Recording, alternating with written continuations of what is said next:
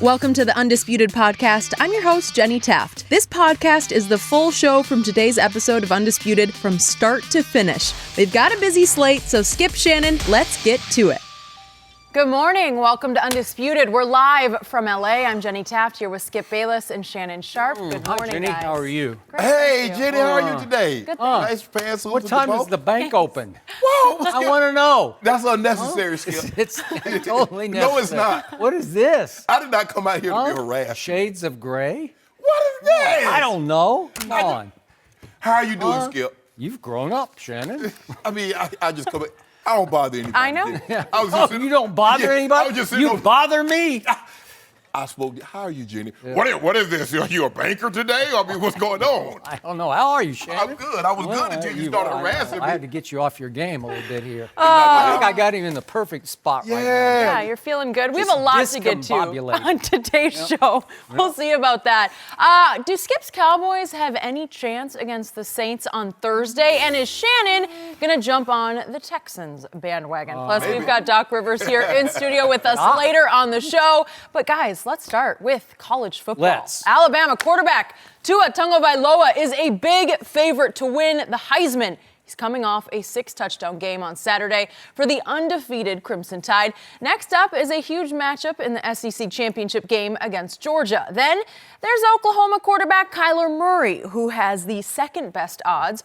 Murray has 48 total touchdowns this year, and his next game is Saturday in the Big 12 championship against Texas. Shannon, is Tua a lock to win the Heisman?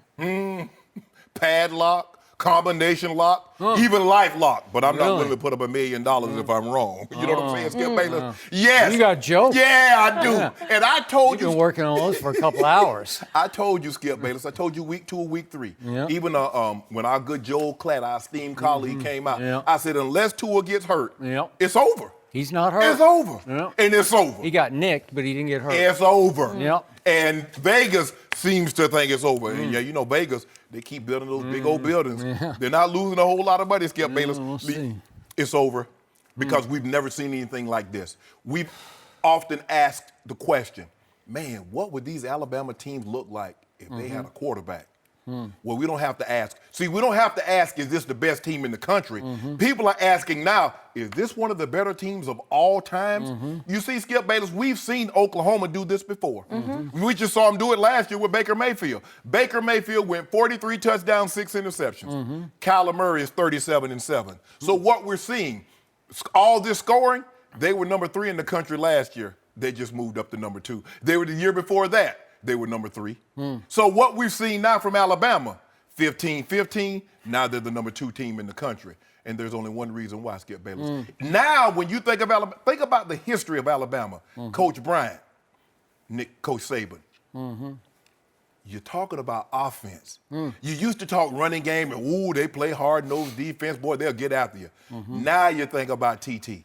And they're the first team since the 1888 Yale Bulldogs, Jenny, to win their first 12 games by at least 20 points. You know who coached that team, Skip Bayless? I don't. Walter Camp. I remember watching them. That was your time, Yeah, before I my remember, time. I Yeah. remember watching that Yale team. Oh, man. 1888. Okay. You know what, Jenny? Yeah. No team scored on that team. They won all their games. The closest anybody got to them was 10-0. They were beating teams 76-0, 105-0. And when you look at this Alabama, Skip, and I know what you're going to say. They played the Wait, have I spoken yet? You cannot put words in my mouth. I know you. It's against the rules Okay. on Undisputed. Go ahead. Well, you might not say it, but there are some people who say, Some well, people say. yeah, well, Alabama played the Citadel. They did play They the did. Citadel. They did. They did. Oklahoma played Army. Army's pretty good. Oh, they really are Army, huh? Yeah, they are. And they had to go to overtime to beat Army. Yeah. What about Florida Atlantic? They're pretty good too, huh? Yeah. That's who Oklahoma opened up with. Now, I don't know if you noticed it, Skip Bayless, but old Coach Saban, they do play defense. But he's changed, Tua Tagovailoa, TT I call it, has changed the way we view Alabama football because they're no longer the first thing you think about used to be defense. Now, they're still a go come get you. They'll thump you. They're still a top 3 defensive team in the nation. But when you think of Alabama now, Skip, you know the first thing you think about is offense. And Coach Saban saw this coming, even though he fought so hard against it. He didn't like the hurry-up offense. He didn't like the spread set. He said it's going to hurt college football. You're going to get players hurt because they're tired and they're having to play all these snaps. He said, you know what? Instead of fighting against it, let me join the fray. He went and got him a quarterback from Hawaii, and lo and behold, and guess what, Skip Bayless? In 2 weeks. I tried to get you to put some dew on this thing 8 weeks ago. 7 weeks ago. I keep going, no. Do on what? On this, that Tua would win the Heisman. Oh. So today, you're going to make your case for Kyler Murray. Can I get some dew? How do you know I'm going to make a case for Kyler Murray? Because I know you, because you love all things Oklahoma. So can I get some dew? Can I get a case of dew on this? No. Why not? Because too many people in the day and age we live in jump on bandwagons and they try to beat everybody to the finish line, and they vote in their minds too early because they try to beat their competitors in the media to the punch. So I'm sure a lot of media members who don't get to watch all the games have already decided that Tua should be the Heisman winner, when in fact, if you look hard at it, and I look really hard at it because I watch every game both of these players play. I watched every snap of both players. Kyler Murray should be the front runner for the Heisman right now because he's had a little better, and I'm just going to emphasize the word little, a little better offensive year than Tua against a much higher degree of difficulty than Tua has had to deal with. Because let's face it, Tua has the number 3 scoring defense in all of football to back him up, right? True. St. Nick's defense. And Tua has the running back who will go number 1 in the draft in Damian Harris. He'll be the highest running back pick, not number 1 overall, but he'll be the highest running back pick. And Tua has just a track team of deep receiving core. Now, Oklahoma's got a couple of good ones, but not as deep as Bama's. You've been saying all year, this is the deepest, right? Yeah, so Hollywood Brown and Lamb are terrible. Much higher degree. They're good, but they're not these guys. Every time I look up, there's another guy open for another touchdown, right? And you've been telling me all year, this is the deepest receiving core in all of college football, right? It is. Yep. So if we look at the degree of difficulty, just for the record, just for people who don't watch Oklahoma, Oklahoma has the all-time worst great team defense in the history of college football. There's never been a defense this bad for a team this good, a team that has a chance to be in the Final Four, to make the college football playoffs. Yes. And I'm here to declare straight up, as a long-time, lifelong Oklahoma fan, my team does not deserve to be one of the Final Four teams because of this defense. It's an embarrassment what has happened, even over the last 4 games. There's never been a team in the history of college football that has won 4 straight games allowing this many points, 40 plus in each game. They've averaged allowing 47 points a game in the last 4 wins. 51-46 at Texas Tech, 48-47 to Oklahoma State at home, 55-40 at home over They allowed the Kansas Jayhawks 40 points, and then they went to West Virginia, and I couldn't even watch it last Friday night. I was doing it like this with one eye because it wound up 59-56, and it takes How did they get to 59, Skip? Takes every bit of Kyler Murray, because guess what, boys and girls? Kyler Murray is the best running back on this team, and he might be the best passer in all of college football. And I can show you all the metrics that say he's a little better thrower of the football than Tua has been so far this year. Can I ask you a question, Skip? Rodney Anderson went down. His replacement is coming to the ball game and is about to set an NCAA record for the highest yards per carry in the history of college football. He's at 9.6. Yeah. Well, guess can I what? interest you in that? Can I interest you in Kyler Murray has 853 yards rushing, which would be the highest on the team if in college they count the sacks as minus. Yes. So when he gets sacked, it's minus. Right. But let's look at, can I interest you in the total numbers between these two quarterbacks? Yeah. Tua has been all-time great at 36-2, 36 touchdowns and 2 interceptions. How about 37-7? Is that not pretty great right there? Well, we just 37. So wait a second. 37 is one more than Tua's 36. How many more passes? How about 11 rush touchdowns? How many did Baker have last year? Help me out here. I don't know. Well, it just doesn't matter because he didn't run the football like this young man does. 853 rush yards with 11 rush touchdowns. So Kyler Murray has accounted for 48 touchdowns to your guys' 41. What are you going to do with that, Shannon Sharpe? Help me out. Okay, let me help help you me out. Let me help you 48 to 41 in touchdowns? Can I finish? Let me help you. Let me finish with this real quick. Okay. Would you believe that the Oklahoma Sooners offense has broken the all-time NCAA record for yards per attempt? You know, yards they're 9 yards a play. 9 yards a play, that broke the all-time record. Guess who was the driving force of that? It was the little quarterback, the little 5'10" quarterback, Kyler Murray. You say, what am I going to do with Kyler Murray and the 37-7 and the 11 rushing touchdowns? Well, if I could get Tua to throw more than 3 passes in the fourth quarter, because in 12 games, here we are, Skip Bayless, we're 12 games into the college football season, and Tua has only attempted 3 passes in the fourth quarter, Jenny. Well, it helps when you have the third best defense in all of college football compared to Oklahoma's is 99th in points allowed. 99th, that's only out of 130 schools. Yeah. And would you believe Oklahoma is 127th in the country in passing yards allowed? 127th of 130 schools, that's Oklahoma's defense. If you don't mind me asking, Skip Bayless, who plays defense in the Big 12? Nobody, but guess who else? Whoa. Wait a second. Thank you for asking me for that, because would you believe that Oklahoma has the worst defense in the worst defensive conference in America? The Big 12 is the worst defensive conference. Yeah. Oklahoma has by far the worst defense in that conference.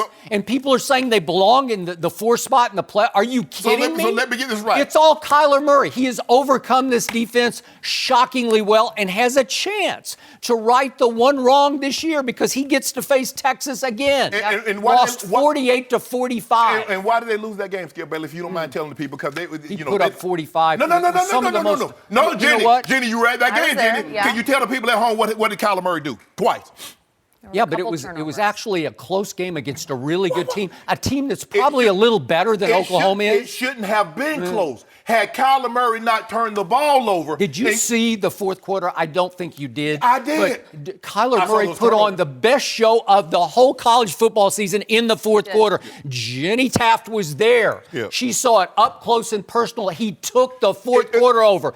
He made one run that I'm still buzzing about because he's got the most electric feet in college football. There's no running back like Kyler Murray. Okay, there's nothing like him. In fact, I'm not sure this is the closest thing to Barry Sanders I've seen since Barry Sanders. Seriously. Well, seriously. Vince Young says, I'm busy right now. No, but Vince Young's 6'5", long strider. These are electric little step feet. He's fast. Skip. It's unbelievable. Let me ask you Oklahoma's number 1 in scoring. Alabama's number 2. Oklahoma averages 50. Alabama averages 49. Which would you say is a greater feat? Averaging 49 in the SEC or averaging 50 in the Big 12? Well, you have to average 50 because your defense is giving up 47. But so does everybody else's defense. No, they don't. No, nobody gives up as many points as Oklahoma. It's the doormat. The doormat defense in the worst conference. Hold on. How can you say, and when Kansas just gave up 60 to them? Tua gets to lean on the number 3 defense in the country and the best defense in the SEC. We have never seen. Really? Have we ever seen an Oklahoma offense like this? I mean, it's easy to play in what quarterback in a Mike Leach system? This is Mike Leach's system. What quarterback hasn't put up big numbers? Yeah, but nobody's put up this kind of rush yard numbers. Did Baker run for these kind of yards? No. Yeah. I mean, look at Mahomes. Yeah. Look at Graham Harrell. Look at Cliff Kingsbury. Okay. Look at Baker Mayfield. All these guys did what, Jenny? Okay, in Alabama, name the guy that's put up these kind of numbers at Alabama. You know, Pro Football Focus, which I have a lot of respect for because they break down every single play of both quarterbacks, and they say that Kyler has had a better throwing season than Tua has had, without going into the third-level stats, but they give him their metric grade on Kyler's arm deliveries, just on what he's done with his arm, better than Tua's. And you know my favorite stat, QBR?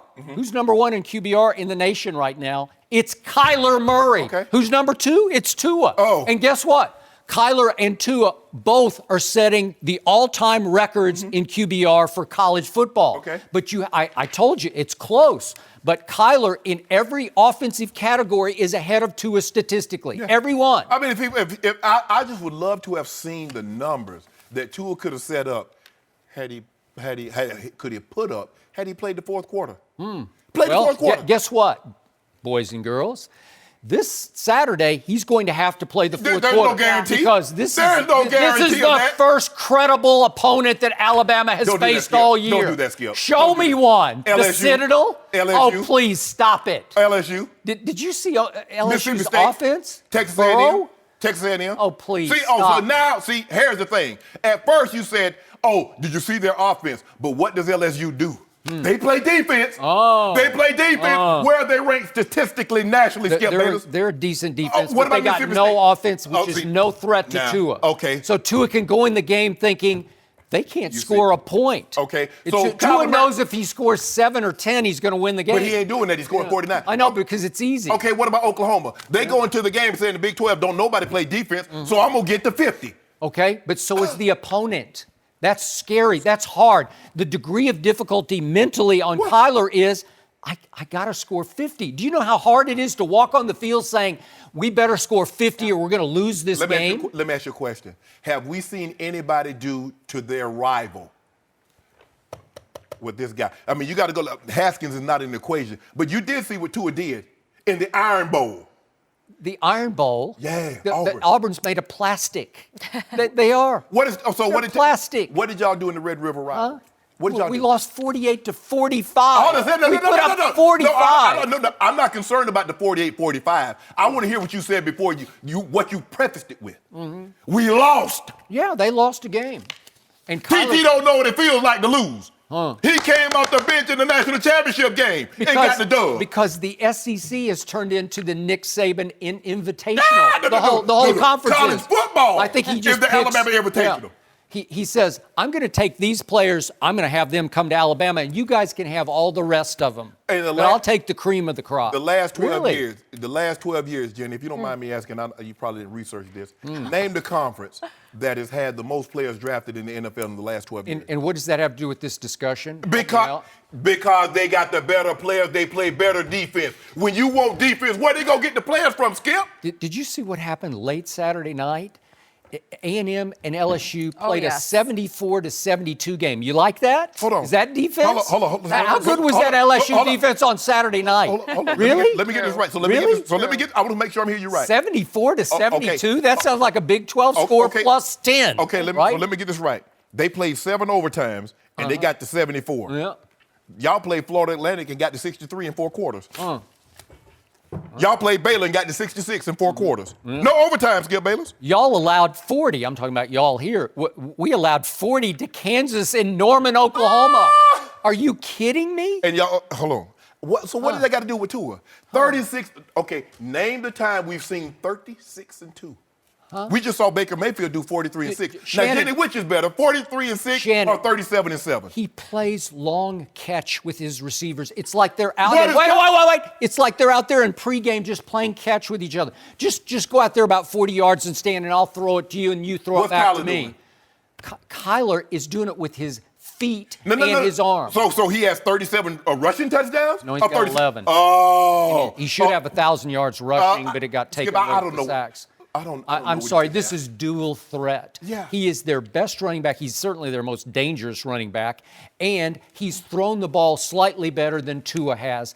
And again, against much tougher competition because his defense is the doormat of college football. Skip Bayless. Are you saying that the Big 12 competition is tougher than the SEC? Is that what you're telling me? I'm telling you that his competition is tougher because his defense is so bad that every score is going to be up close to 50 to 50. So hold on. Texas, 48 to 45. How did they score 45 on Texas? It is hard. Go look at Texas' schedule. Show me where Texas allowed 45 to anybody else. I'm trying to figure out. You said Oklahoma's defense is terrible, but they won their last game with what, Jenny? 2 defensive touchdowns. Yeah, that was thanks to West Virginia's blunder. Oh, see now, But they weren't forced. Skip, Shannon, I watched. Hey, I watched it was Real Greer. horrendous. Real Greer outplayed Kyler Murray. Did he not? Did he Against not? that defense, I could outplay Kyler Murray. Skip, stop doing that. Seriously. Every time Will Greer needed a touchdown, they just lined up and picked a guy. Sills is going to be open. And every time Kyler Murray, Oklahoma needed a touchdown, Kyler Murray just like, okay, CeeDee Lamb, go get this. Okay, Hollywood Brown, go get this. So what we talking about, Skip? We're talking about 59 to 56. Can I get some due? 56. Can I get some due on it? No, I mean, you should win this, but the guy who deserves it is Kyler Murray. No. Anybody who looks hard. And again, we're all set up here. We got back-to-back games, noon Eastern, 4 Eastern, right? Back-to-back games. And again, Kyler has a chance to get some revenge, and we'll see how he plays in his game. And if he plays well, the pressure is going to mount on the second game because Tua is playing a real team this time. And I will bet you Tua has to play the fourth quarter. I will bet you. Hold on, time out. So now it's a real. Now we just beat them. I love how now all of a sudden it's a real team. Now this is a team that LSU drug. Yeah. LSU drug them. Yeah, but you know what? It looked like they sort of came back together and they found their way. That's against Georgia Tech? That's a talented against football Kentucky? team. Yeah. Really? Yeah. So are you saying Kentucky I'm just and Georgia saying. Tech is Alabama? So is this a wipeout? Huh? I'll take, give me Georgia in 20. No. Come on. This is a real team, so I need points. You said this is a real team, points. so I need I points. think you're really I bet Tua has 3 touchdowns. I bet he'll be what? He's 30. What is he? 37, 36 and 2? He'll probably be 42. What am I supposed to do with 48 touchdowns to only 41? What am I supposed to do with that? My guy resting. My guy in the fourth quarter, he getting hot dogs and Cracker Jacks. He don't even play the fourth quarter. Coach Saban say, hey, go in the locker room, son. We don't need you. We don't need you. Highest drafted running back, best core of receivers, third best defense in the country in points allowed. Boy, Tua's got such a. This isn't even a fair fight. But you know what, Skip? I love. It's not fair. Skip, I love how you know what you try to discredit what Tua's doing. But I can make the same argument. We saw Sam Bradford. We've seen this from Oklahoma quarterbacks put up these monster numbers. Well, didn't Sam Bradford throw 50 touchdowns? How many yards did Sam rush for? Help me out. It's probably like minus 80. But see, you know what I do, Skip Bayless? See, I love to walk them into this trap because when I tell you Aaron Rodgers has better legs than Tom Brady, you tell me who needs to run the football. Now all of a sudden, rushing is a new dimension. He's a quarterback. This is college football versus pro football. But his job is to throw the ball, and nobody is spinning it like Tua. So yeah, it's a lot. Well, I got to tell you, the key. The Kyler Murray I've been watching, he definitely could start for about half the pro football team At 5'9"? if he chose to. But he made his commitment, and Scott Boris's agent says he's going to stick with his commitment to the Oakland A's. Well, guess what? We're gonna send him on his way. Yeah. Oh, he'll get an early start. Well, I got to tell you, if somehow Oklahoma backs into these playoffs and has to play Alabama in game number 1, the semifinal, Alabama can name the score. They could score 100 if they chose to. I don't want to hear that. Could score 100. And I want 10 cases of Yeah. Well, that's really bold of you. I want 10. That's your team. That's your team. Alabama is my Not team. my defense. Hold on, Skip. Yeah. Skip, don't do that. Maybe Kyler could go both ways and play corner. Why would you do play that? corner. Probably do Skip, it all. why would you do that? Why would you try to separate? You know what? I'm here to tell you, I do not want to see my team in the Final Four. I'll give you credit. I do not. You are a team. You are a team player on Undisputed. But if there were sports, you strike me as that guy. I did my job. I threw for 450 yards and 3 touchdowns. That guy over there, the one that gave up that tub that cost us the game. All I want to do is win, and I just won yet another debate on Undisputed because Kyler Murray deserves the Heisman. With my guy doing this, we'll see who's winning. Let's just see what Kyler does Saturday against Texas. You do know Tua's playing Saturday. Yeah, I know, but I'm more concerned with Kyler. Yeah, I know. Go Bulldogs. Sorry, I got you. Yeah, here we go, So now you in Georgia. Here we go, I like Bulldogs. talking college football here. We're moving back to the NFL. Are the Texans starting to look like Super Bowl contenders? What have they been up to? We'll tell you next. Best team in Texas for sure. No mercy. The Texans are red hot right now. They won their 8th straight last night, beating the Titans 34-17. Deshaun Watson had 3 touchdowns, including 2 TD passes to new Texan Demaryius Thomas. And Houston's defense stepped up with 6 sacks. Right now, the Texans have the same record as the Patriots at 8-3, 1 game behind the Chiefs for the best record in the AFC. So, Shannon, how far can these Texans go? Skip, I really believe they can beat everybody in the AFC, with the exception of Kansas City. A lot's going to be predicated where that game's played. New England has the tiebreaker over them because they beat them the first game of the season. Yep. So if they end with the same record, obviously the New England Patriots would win that head-to-head matchup, and you'd have to go to New England. Could they beat Pittsburgh? Yes. Could they beat New England? Yes. San Diego? Yes. Because I think the thing is, Skip, I believe they can score because all those teams can score. But I don't think any of those teams can really score like Kansas City. Yep. And the question is, if you take the Texans outside of that building, fast turf, controlled environment, are they still going to be able to generate that same pass rush, Skip, in the cold? Because we know one thing, it's going to be cold in Kansas City in January. It'll be cold in New England in January. Mm-hmm. It'll be cold in Pittsburgh in January. And for the most part, they're going to probably have to go on the road, at least to New England in Kansas City. Mm-hmm. But the way they rush the passer, Skip, with J.J. Watt is healthy. Mm-hmm. Jadeveon Clowney, they line him up all over the field. They'll let him be off the ball. He'll hit the A, the B. He'll come around the edge to do a lot of twisting with him. Mm-hmm. Went merciless. And then all of a sudden, they got a D tackle who had no sacks coming into the game. Now he has 2.5. Christian Covington. Covington. Yep. They ran the ball with Blue and Lamar Miller.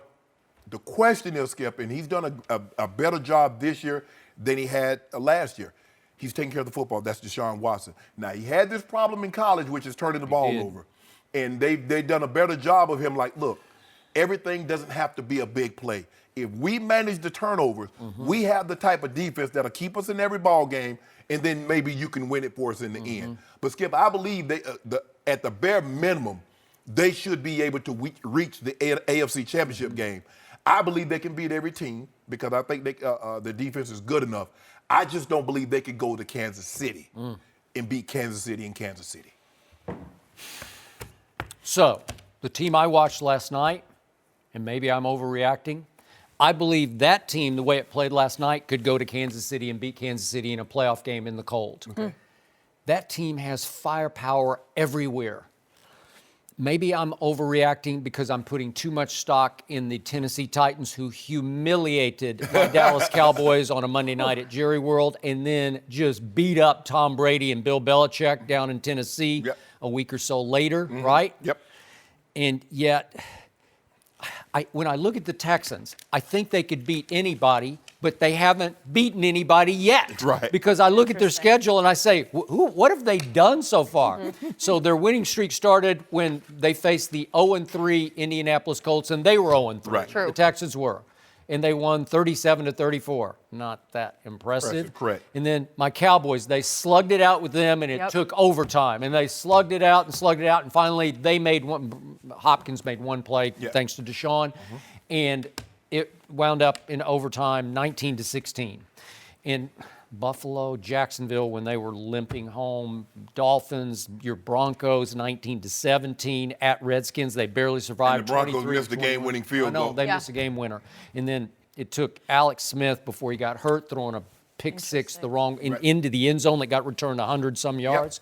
And then last night, Titans. That was impressive. That's the most impressive, 34-17. But, Skip, we talk about their defense. Marcus Mariota went 22 of 23 for over 300 yards and 2 touchdowns. Yet on any given play, I see a guy that you have sometimes called back a couple of years ago as the best single player in all of football, J.J. Watt. Yes. And there are nights or plays when I look up and say, that might be the best player in all of football. You watched him last night? Okay, but when does he get cranked? He got cranked last night, maybe did. because of the passing of their owner. God rest his soul. But it seemed like J.J. was emotionally cranked up. Jadeveon last night, not so much. I didn't see him or feel him last night. And all of a sudden, Christian Covington comes alive, but merciless. That they should have the best pass rush. Yes. Certainly in the AFC. Yes. Right? Is it up there with the Rams? Oh, should it be up there with the Rams? Yes. So, you know how much I love Deshaun Watson. He looked as good last night as I've ever seen him look in pro football. And we know what he did to St. Nick's defense twice, right? In those 2 national championship games. He is clutch. He is a big game, big stage, big play maker. And last night, he did it with his legs occasionally, and then he did it with his arms. And I got to tell you, I know he came off the ACL rupture, but last night he looked the strongest and healthiest yet. Yes. And his arm, I thought in college, was just a little above average. Last night, he threw some rockets where I said, wait a second, his arm is getting stronger. That throw, the second touchdown to DT on the move, that's Rodgers-esque. I don't know if we have the deep ball he threw that missed Hopkins deep. Yes. But he threw it 70 yards in the air, and I said, I didn't think he had this in him. And the thing is, Skip, if you look Wow. at the addition Here we go. Here's this deep ball. Watch this. He just launches this. That's like effortless launch, and he overthrew him by a couple of yards. But I didn't think Deshaun could do that. Wow. Yeah. Whew. Okay, so that's the guy. He's got all the right intangibles to go win a playoff game on the road. Correct. But the defense, all those guys are going to have to get cranked and play at their highest level. Yeah, the playoffs, yes. Okay, and I'm not sure they can. They're 6th in sacks in the league right now. That's not what they should be. They should be terrorizing and dominating, and they don't. And Skip, when you look at it, I think the addition of Demaryius Thomas, because clearly with the Texans, he'll be the number 2 receiver, which means he'll get covered by the 2nd and 3rd corner. He should have a field day because DeAndre Hopkins is still going to garner all the attention. And you see it's paid immediate dividends. But I tell you what, if you let him run the ball 34 times for 281 yards, Skip, there's no one going to beat him. No one's because they're going to be able to control the clock. This game shifted, Skip. It was 4th and 1. They stopped the Titans, and then the next play, Lamar Miller hit his head on the from Vanderbilt University, by the way. The tight end? Scott Cunningham. No, the guy who stoned him. Skip, that wasn't necessary. Yes, it was. I No, just it gotta wasn't. point that out. I know you did. Way to go, Vanderbilt. Bowl bound again. The doormat. Here we go. SEC. Anchor down? Yeah, anchor down. Vols down. And so Lamar Miller, the very next play, goes 97. He did. Touchdown. And by the way, quick thought on Lamar Miller. I see mostly highlights of Lamar Miller, who played at the U, obviously. Yes. Do you realize at the Combine he ran 4.38 at 225, and then he lasted until the 4th round? See, I never could put that together because Trent Richardson went 3rd overall in that draft, and he lasts until the 4th round, and he'll have games or plays where you'll say, wow, because it looked like he was running 4.4 when he outran the secondary, right? I mean, he started off at Miami. And he was more of a fullback type. And now he's in Houston. He's 8th in the league in rush yards, so he doesn't have this kind of game every game. Right. But is he capable? He's kind of like a microcosm of the whole Texans. You see the burst and you say, wow, he could do that. Right. And I see Deshaun have a game and I say, he could do that. Right. And I see JJ have a game or a sack and I say, he could be that. But they're not always that. But that's what it's so hard to account for because Deshaun gave you 9 rushes for 70 yards. So you have to, and the thing That'll work. What scares you about him, Skip, if you run past him, as a rusher, when you play these guys that are mobile, when you play like a Mahomes or you play a Cam or Deshaun, as a rusher, if you run past them, they will jump out the window and they're gone. They're gone. So now you have to be very cautious how you rush. You just can't run up the field. With Tom Brady, I'm not worried about it because even if he jumps out the window, guess what? I can peel back and chase him down before. This guy's going to go 30 plus. Yep. And so the question is, Skip, like I said, they can beat everybody, but they can, because San Diego could go there and beat them. San Diego has a type of offense with Phillip Rivers, because think about what they're going to go against. With the exception of Kansas City, all these quarterbacks are veteran quarterbacks. Big Ben, 13, 14 years. Phillip Rivers, 13, 14 years. We know what Tom Brady represents. So, yes, could they get to the AFC Championship game? Absolutely. But they could also be like in years past, one and done. You get the right matchup on the wrong day. I agree, but this doesn't feel like a one and done. This doesn't feel like your father's Texans, Well, they don't have Brian Hoyer. Okay. They don't have Case Keenum, Yates or one of those but guys. they do still have the same head coach, Bill O'Brien, and I don't love him, and I'm not sure I trust him, but if he sort of stays out of Deshaun's way and lets Deshaun play make for him, that'll work. It'd be very interesting, Skip, if they get the New England Patriots. Because, you know, the Patriots haven't won a road playoff games since 2007 when they beat San Diego. Well, they've lost their last 3 road Bill O'Brien's had all kinds of trouble winning playoff games at New England or winning games in general. Yeah, well the last place you want to go is New England in the playoffs. Yep. Because they don't That lose. would be a problem. They don't lose very often. And a team that, to beat them, you have to bludgeon them with your defense. Yep. If you look at the teams that have had success, the Baltimore Ravens is really the team that comes to mind. Yep. And they play defense. They do. They hit you in the mouth. Now, they have a type defense that can do that. They do. But the question and is... by the way, Honey Badger is flying around. He can cover the slot, and he can do a number on your tight end. He can. On your tight end, he can do it. Yes. So that's the question, Skip. But when that temperature gets down to 10, 15 degrees, are you still going to want to put your hand in that dirt and come up the I don't know. I'm not sure. This team is the X factor in an AFC playoffs that are the most fascinating I can remember in years. It's loaded. Where it's loaded with X factors, like what are they going to do? Because in years past, when you get to the AFC, it's New England and everybody else. Right. Now it's not like that because we're talking about other. Okay, San Diego can do some damage. We know with the Steelers because they have a high-flying offense. Kansas City, right. But you can't count the Patriots in years out. past, the Texans and the Bengals were just fodder, yeah, right? Yeah, you know they're going to be just one first-round fodder, one and done. Yeah. Or unless they played each other, then somebody had to win and go forward. Correct. Right? Yep. It's interesting you mention the Texans and who they've beat, but first team in NFL history to start 0-3 and then win 8 straight. So still pretty good. History making. No mercy. The Cowboys are rolling right now. I heard that, Shannon. With 3 straight wins, but they're still a 7.5-point underdog at home against the Saints Thursday on Fox. And yeah, it doesn't help, Dallas, that the Saints are the hottest team in the NFL with 10 straight wins. They have the top scoring offense in the league at just over 37 points per game. And despite all that, Dak Prescott and the Cowboys aren't putting New Orleans on a pedestal. Take a listen. We have all the confidence ourselves. We're not going out there and getting awed by another team. They put on the pants the same way we do. I mean, they've won 10, I guess we've won 3. So, as I said, we're going to take it one game at a time, and that's all that matters, and we have a lot of confidence in ourselves. Shannon, the Cowboys, 7.5-point underdogs. Too high, too low, or just right? Too low. Yeah, I know the Cowboys feeling good about themselves. They beat the Falcons and beat the Eagles and beat Washington led by Colt McCoy. It's a different animal, Skip. Nope. Yeah, that thing should be at the bare minimum 10. Yeah, because see what they did, because normally the home team gets 3. So if you're saying they're only a 7.5-point favorite, you only believe that the Saints on the neutral site's like 4 points better. I disagree. They're at least a touchdown better, at least at the bare minimum. So it should be 10. And you keep on talking, I might be giving you 10 on Thursday. Okay, I'll take it right now. No. I'll take it right now. Let me see how it goes. Okay. Like you do me. You finished? No. Oh. The Saints have won the last five of the last 7 games by double digits. I mean that should. The defending. What did they do to the defending Super Bowl champs, Skip?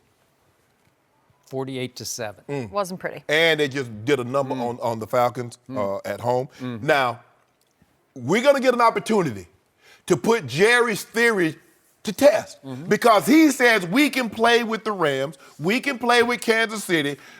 We just have to do it our way. I believe his way is saying, look, we're going to run the ball with Zeke. Now, Zeke's going to need to be somewhere between 150 and 200 yards. They're going to have to possess the ball, Skip. Yep. And when you possess the ball, when you give the ball back to New Orleans, it need to be on the kickoff because you better cash in 7. 3 points will not beat Drew Brees. That's the true. luxury that Drew Brees has this year that he hasn't had really since they went to and won the Super Bowl is a running game.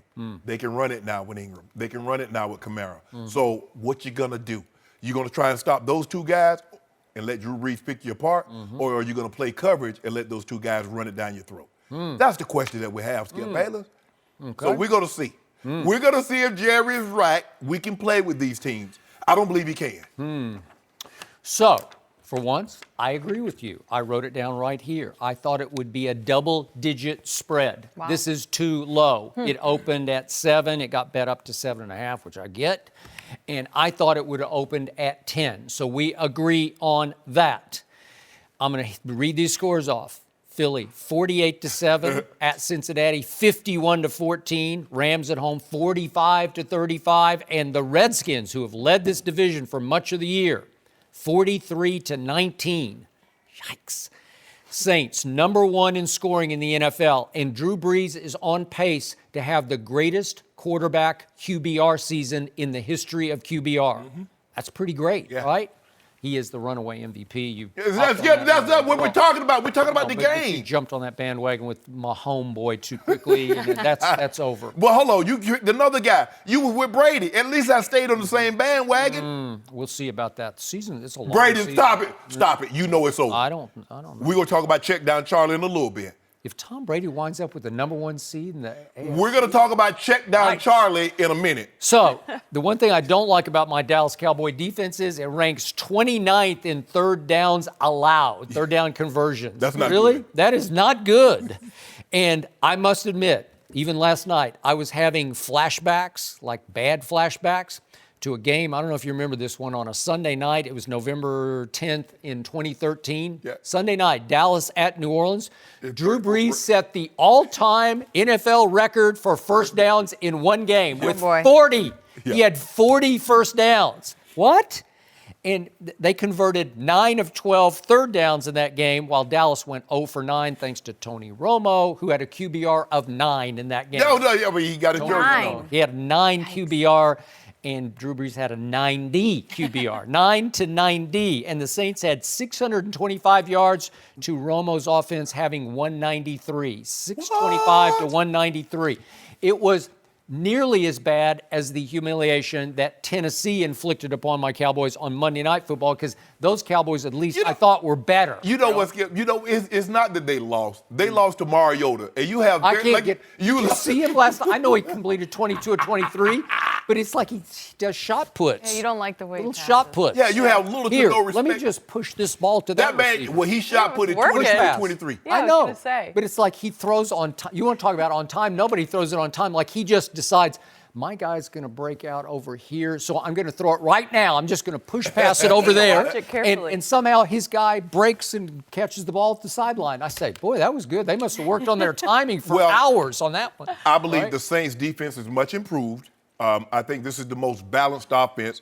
Amari Cooper does make a difference. It's going to be very interesting because what we saw last week is Dennis Allen took his second-best corner, who's Eli Apple, put him on Julio, rolled coverage over the top, and took Marshawn Lattimore and put him on the second-best receiver and says, you have him by yourself. Are they going to implement the same strategy? But the difference is if you play that strategy, that means the safety is going to have to, he got to keep his eye on Zeke. Because Zeke has to get 30.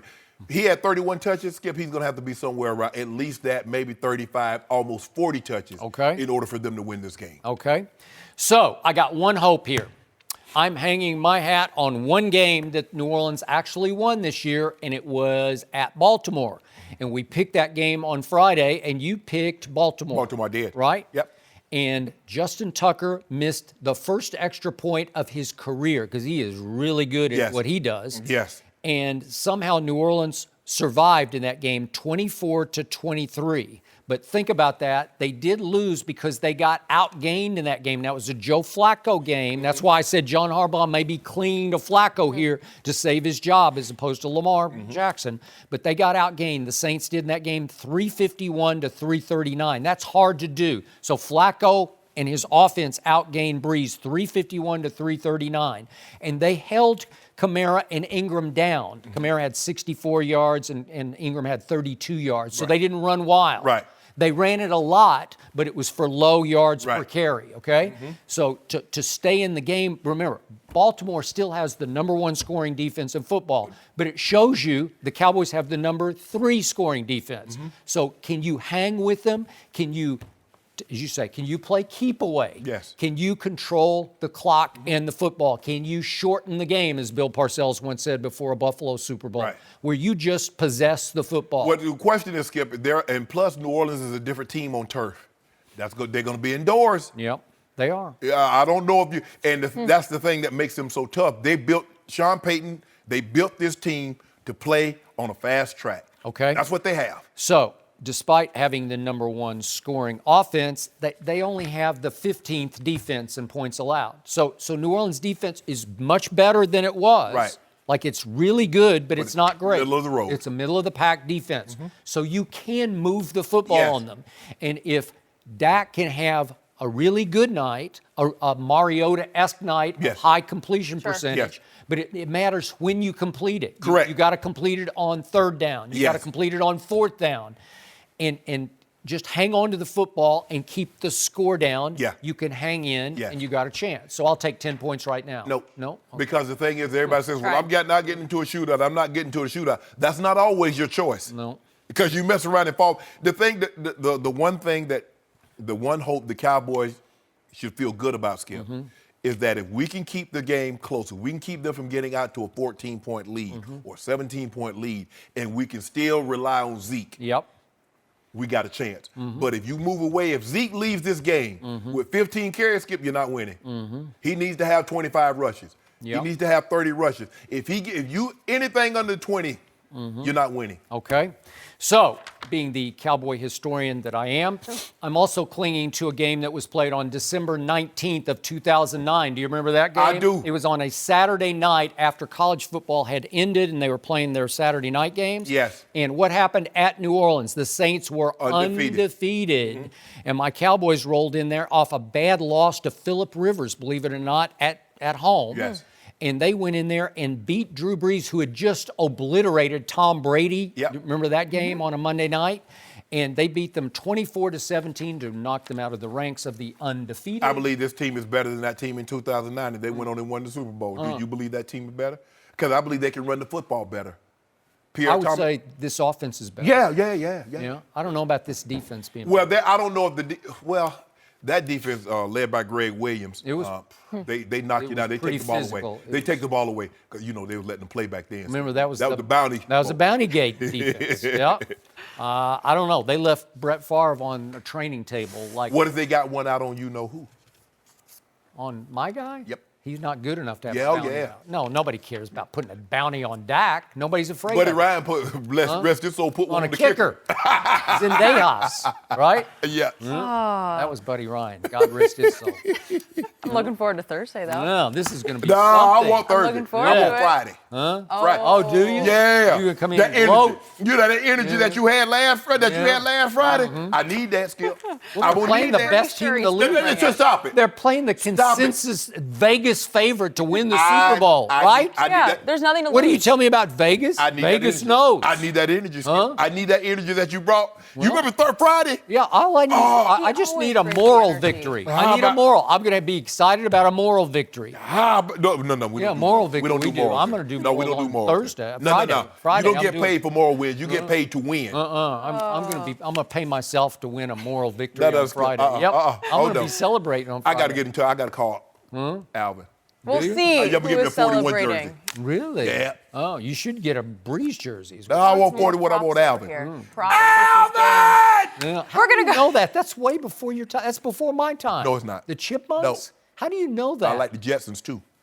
Didn't you like George? How old are and you? Elroy? Yeah, I know. He's like I know. these And references. Judy and Jane Do Astro? I can sing the song right now. George Jetson was the first. That was the first time I ever seen a treadmill. Really? That was the that was the first. Oh, George I Jetson remember had that yeah, from that. Michael. They had a microwave. Yeah. That was way back. Come on, Skip. Well, it was the Pretty future, fancy. man. I was like, man, I'm gonna get me a way microwave. ahead of its time. I'm like, you could actually put something. Oh, okay. Well, the future is here. But someone who might want to go back, Tom Brady, is he starting to look a Check little down Charlie. old? Yeah, we're going there next. No mercy. Well, Tom Brady and the Patriots got back on the winning side Sunday against the Jets. The Patriots are 8-3, but Brady's stats have been very un-Brady-like this year. Yesterday, the 41-year-old QB talked about how his age has made him more careful with the football. Let's hear it. Maybe part of my problem as I've gotten older is, I want to make so few mistakes. Maybe there's not as much aggressiveness as I would like because, with aggressiveness comes a little more risk. And, we have like a 95% chance of winning when we don't turn the ball over, and I think that's always in the back of my mind. So, being a little less fearful with the ball, a little more aggressive, I thought we did a better job of that yesterday. And, hopefully we can keep that going. All right, Shannon, got to hear what you got to say about that. What do you make of his comments? I know a guy. Now I think you two know him very well. His name is Shannon Sharpe. He said that Tom Brady had turned into check down Charlie. Oh no! Oh, Skip. No. Wait. No. Now he echoed what I said. I keep telling you, people used to Skip from the time I was big enough to talk. People say that look when I was a little boy, Skip, I was like 5 or 6 years old. They said that little fella sure do talk a lot, but nobody ever said it. You talked right out of the.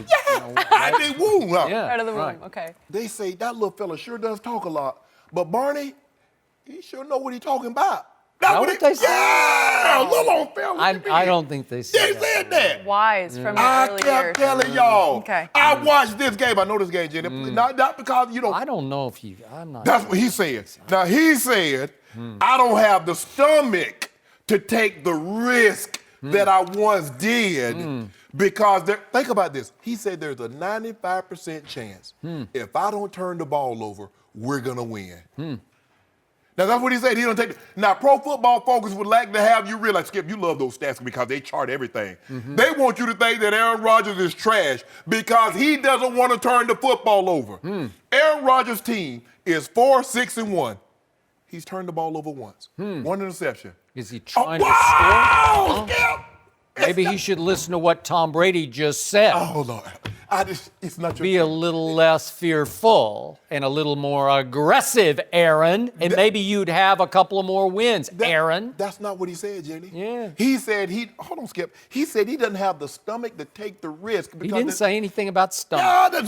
There's no stomach Skip, don't do quote that. in here. Did you just put words in No, Tom I don't- I'm Brady's looking- mouth? Okay, how I about don't this think here? so. He says, as I've gotten older, I'm unwilling to take the risk. That's what, did he say that? Less willing because 95% chance of winning the football game when you do not turn the ball over. What happened to the Green Bay Packers? What happened? That's a great luxury to have. Just think Aaron Rodgers has one interception. His team is 4-6-1. How is that? What? Maybe he's throwing the ball away to avoid any risk at hurting his own stats. He is the LeBron James of the National Football League. Tom Brady has 7 picks. Tom Brady has 7 picks. His team is 8-3. So I guess even when you don't put the ball in harm's way, I told you, Skip Bayless, he turned into check down Charlie. He'll dump that ball to his back and look at him, James White. But see, I'm tired of you, Skip Bayless. I'm tired of you doing this. See, this is what you do. And a lot of them Tom Brady disciples and worshipers. I think there's only one left, me. No. When Tom Brady he outgunned Patrick Mahomes. He did. He outgunned Aaron Rodgers. He did. But the moment he lose, you says he's throwing to a guy with a piano on his back. Yeah. Coach Belichick has lost his fastball. Has. When he outgunned Pat Mahomes boys and Aaron Rodgers, was he throwing to those same guys?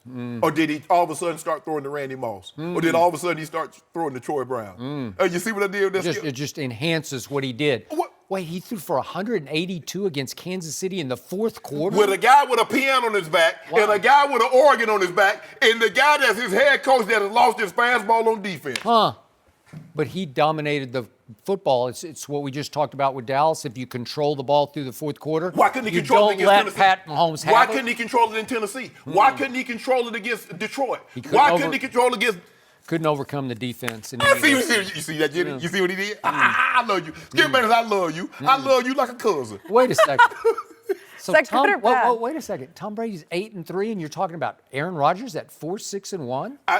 Really? No, Skip. I'm saying is that Tom Brady has turned the ball over 7 times. His team is 8-3. I got it. Aaron Rodgers has turned it over 1 time. His team is 4-6-1. That's all I'm saying. Skip. So all I'm saying is, would you believe that Tom Brady's yards per attempt this year are above his career average so far? Just slightly above, but still above. So he been checked down for a long time. Oh, so that's when you want to write off the greatest quarterback ever as a check down artist, right? That's what he said. He said there's no harm in being a game manager. That's what he said. Did he say that, Skip? Tom Brady is a game manager, said Shannon Sharpe. He said it. He didn't say that. Did you hear the whole interview? No, I didn't hear anything about a game manager. You got to listen to it. Yeah. He said Did he say game manager? He said people view that as a negative, but it's not. He okay. says if I don't put the ball in harm's way, come on, Skip. So Tom Brady is middle of the pack in yards per attempt this year. He's 17, so it's not great. He's just right in the middle, but he's ahead of Cam Newton. Is that good? He's ahead of Andrew Luck. Is that good in yards per attempt? Matt Stafford, Joe Flacco, Josh Allen. And I left out the ultimate checkdown artist. Kirk Cousins is 20th in yards per attempt. The guy you love. Whoa. First Cousins. Hold on. Is he a check down Charlie? Yeah. Did you just put Joe Flacco, Josh Allen in the same breath with Tom Brady? You just said that Tom Brady is ahead. Really, Skip? No, I said he's ahead of them in yards per attempt. Think about what you just said. But they're all known as big arm quarterbacks. Bombs away, right? Josh Allen is a rookie. Wow. Where's he at with my homeboy? Would you believe that under pressure, this is one of those second level stats, but when under pressure, all the quarterbacks in the league, guess who's tied for first with the most touchdown passes under duress in the pocket? Tom Brady, tied for first with 8 touchdown passes with somebody in his face. Is that good? Yeah. Yeah, so he's having a pretty good year. Really? You won 19? 8-3. Hold on. How does he have a pretty good year when he's 17th? He's 17th, Skip. Well, that's not a good stat. Where's completion percentage? It doesn't matter. Where's completion because guess who is James White? Little 5'10" James White is all he's had to throw to the whole year. He's got Piano Man. He's going to throw it to Piano Man. Hold on, Skip. Gronk is in and out of the lineup. Okay. Edelman looks like he has a piano on his back half the time. And that leaves us little 5'10" James White, who leads the Patriots in targets, in catches, in touchdowns. Just name a stat. Yards. All the receiving stats go to little James White. That's all he's got. He has to throw it to little James White. He used those two piano men to outgun Patrick Mahomes. It's unbelievable. It's why he should be in the MVP conversation. He's not. Well, he will get back into Skip, it. you can't be in the MVP discussion with 19 touchdowns and 7 picks. What are we discussing? He's got those vaunted Vikings coming up, 4 o'clock Sunday game at first of all, Fox. It's Skip, right here on Fox. He's still in the gate. They ain't even opened this gate. This is a 2-horse race. Really? This is a 2-horse race between my homeboy and Breezy. Yeah, but then Tom Brady gets to go back to the scene of the crime, back to Pittsburgh again. You don't think he could make a case? It's over for him, Skip. Okay. Because his numbers don't warrant Super Bowl MVP discussion. You know that, I know that, Skip. So guess what? Aaron Rodgers, your favorite quarterback, the quarterback you said is the greatest thrower of the football ever, and I think you said he's just the GOAT. He's the greatest of all times, right? Aaron Rodgers has already shattered his record, or no, let's do this. Let's do the all-time record. Okay. He's already shattered Phillip Rivers' all-time record for throwaways, meaning he's just throwing it away. If the completion looks like it has any risk to it at all, he just throws it out of bounds. Oh, stop it. He does. No. Because he's got 47. Rivers in 2016 had 46 throwaways. Just throw it away. Yeah. If I don't like what I see, just throw it away. Yeah. And it's not to avoid sacks because Aaron Rodgers has been sacked 34 times, which is tied for 6th in the NFL. So he's not throwing it away to avoid the sack. He's throwing it away to avoid any semblance of a possible interception. So let that sink in he for is a second. protecting his stats. So let that sink in. Way to go. Way to go, Aaron. Aaron Rodgers has 47 throwaways, but he has more touchdown passes than Tom Brady, who's not throwing it away. Now, you explain to me, Skip. Well, 8-3 versus 4-6-1. So Brady is taking some chances because did you see that throw he made to Gronkowski? Yes. Was that not a little risky? Yes. That looked like he's into double coverage. Can we see that? Let's look at it. Oh, my goodness. Can we? Oh. He also, this had a little mustard on it, too. Look at this. Is that not a deeper pass? Yes. Wow, interesting. That's very interesting. That was a risk. Yeah. That was a risk. Huh, that was a risky throw, and he pulled it off, Yes. right? But think about, Skip, let this sink in for a second. Tom Brady says, if I don't turn the ball over, there's a 95%.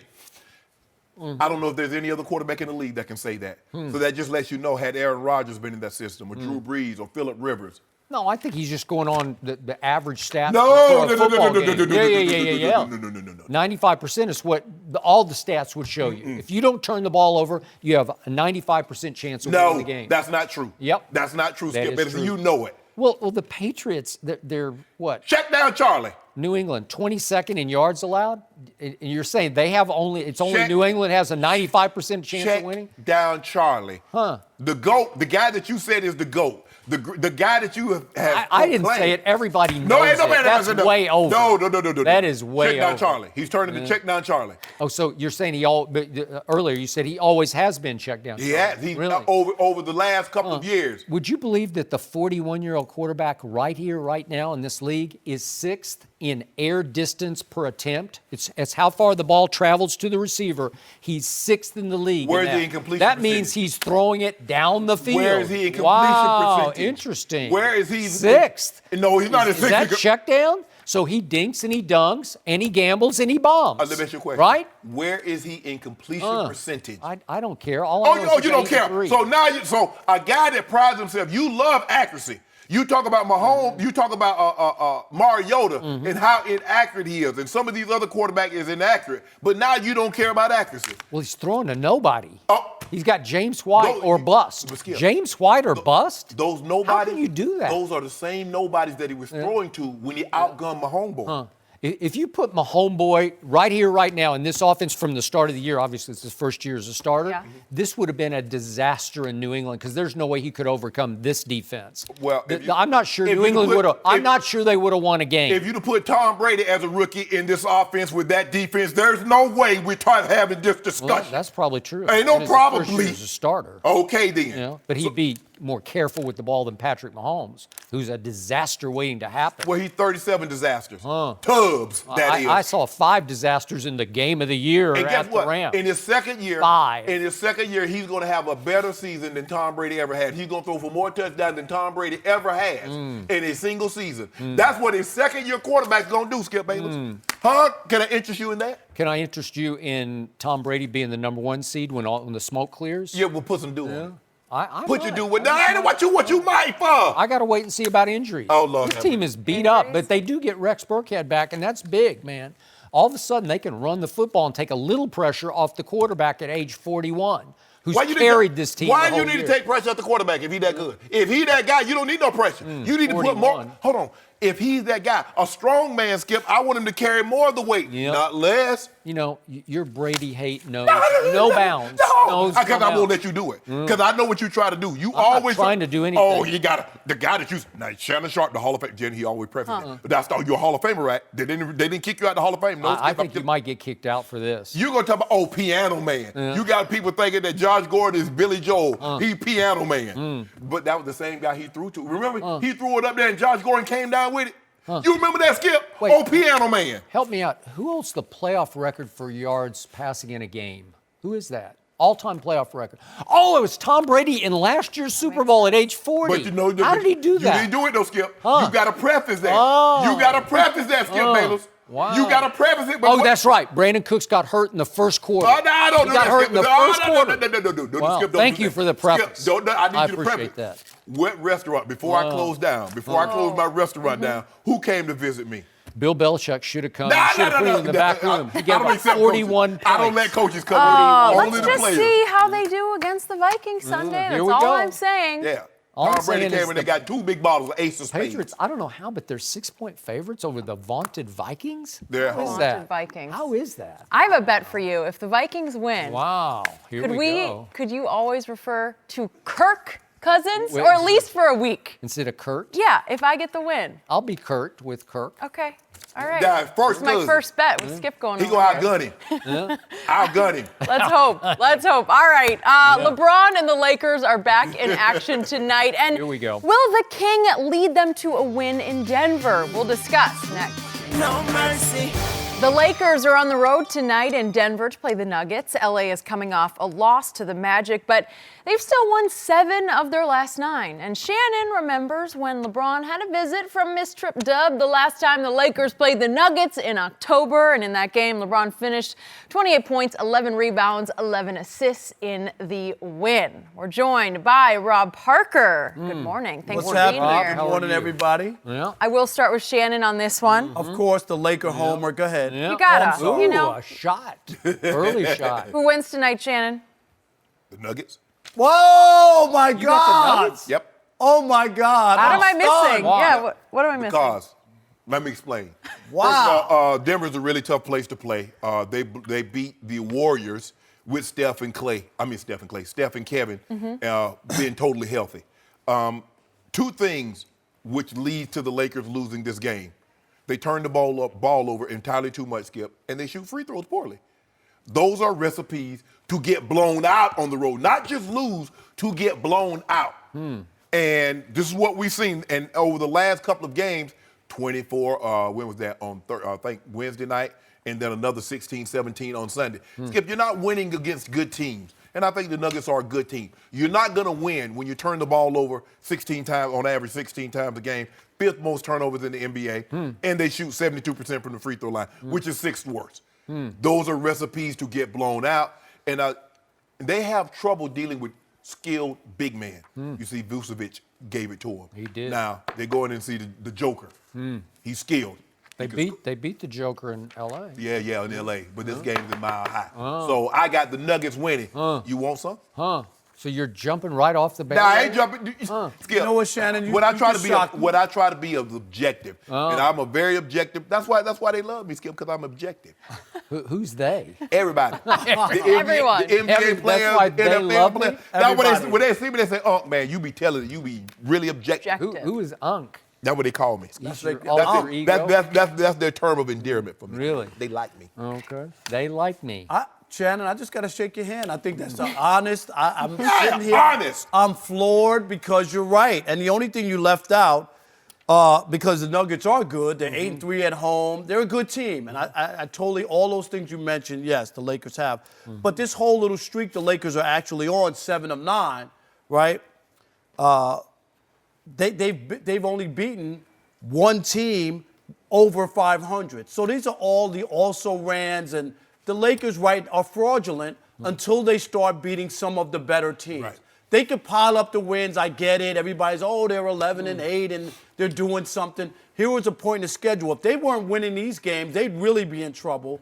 And some of the games that they've let go to, like an Orlando or whatever, twice, Should be those are Houston. those are going to hurt them long term in the Western Conference. You see how stacked up it is. Yeah. Couple games could be the difference between you being the 7th seed and being out of the playoffs by losing some games that you shouldn't.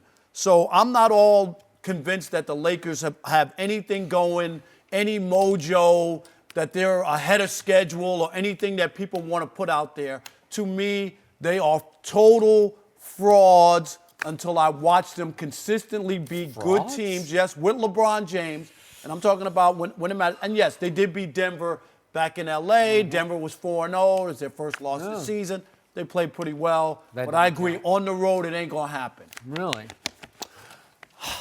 I've watched a whole different game than you've watched. I don't know, but the Lakers I've been watching from the start of this year are way better than I thought they were going to be. And you and I both watched all the games because we have to come in. We have to. But I like watching them because they're, to me, as entertaining as any team in the league. And I have been highly impressed with this team, playing defense that I thought it would play none of, and it's tied for 9th in defensive efficiency. That's the shock of the year in the NBA to me, because the King last year played little to no defense. And where is he now? He's up Top there. 50. You know, he's in the top 50. Yeah. So It was I give you that. last year at one point. Remember, he was dead last. Well, he was 318th. For a while, he was dead last, but he wound up 318. You say that like you're league. surprised. 318th? You Think say of all it the like you're players surprised. ahead of him defensively. Ain't that many ahead of him now. So this team is also tied for 9th in three-point shooting. Tied for 9th? You backed off your prediction to start the year after you saw the final preseason game, and you said they can't shoot a lick. Yep. So we thought they couldn't play a lick of defense and they couldn't shoot a lick, and you backed off from 55 wins down to 49. No, Is that 51. where you are? I'm at 51. I said 51. I think. Skip, where are you? You had over 50, didn't you? But guess, hey, 48. but guess who leading the three-point barrage? Well, he's sure not shooting free throws. We know Yeah, that. we ain't talking about free throws. We talking about three-pointers. So tied for 9th in defense efficiency, tied for 9th in three-point shooting. That's plus. And I look, and you can make a case.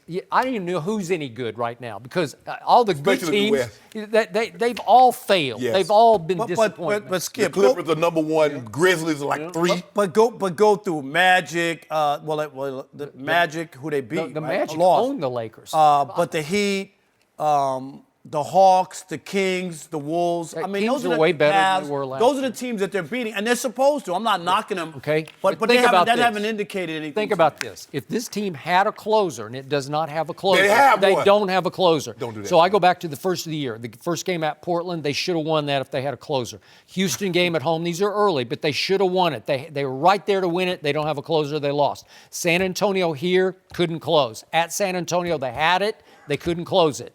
Then at Minnesota, they had it right there, and they couldn't close it.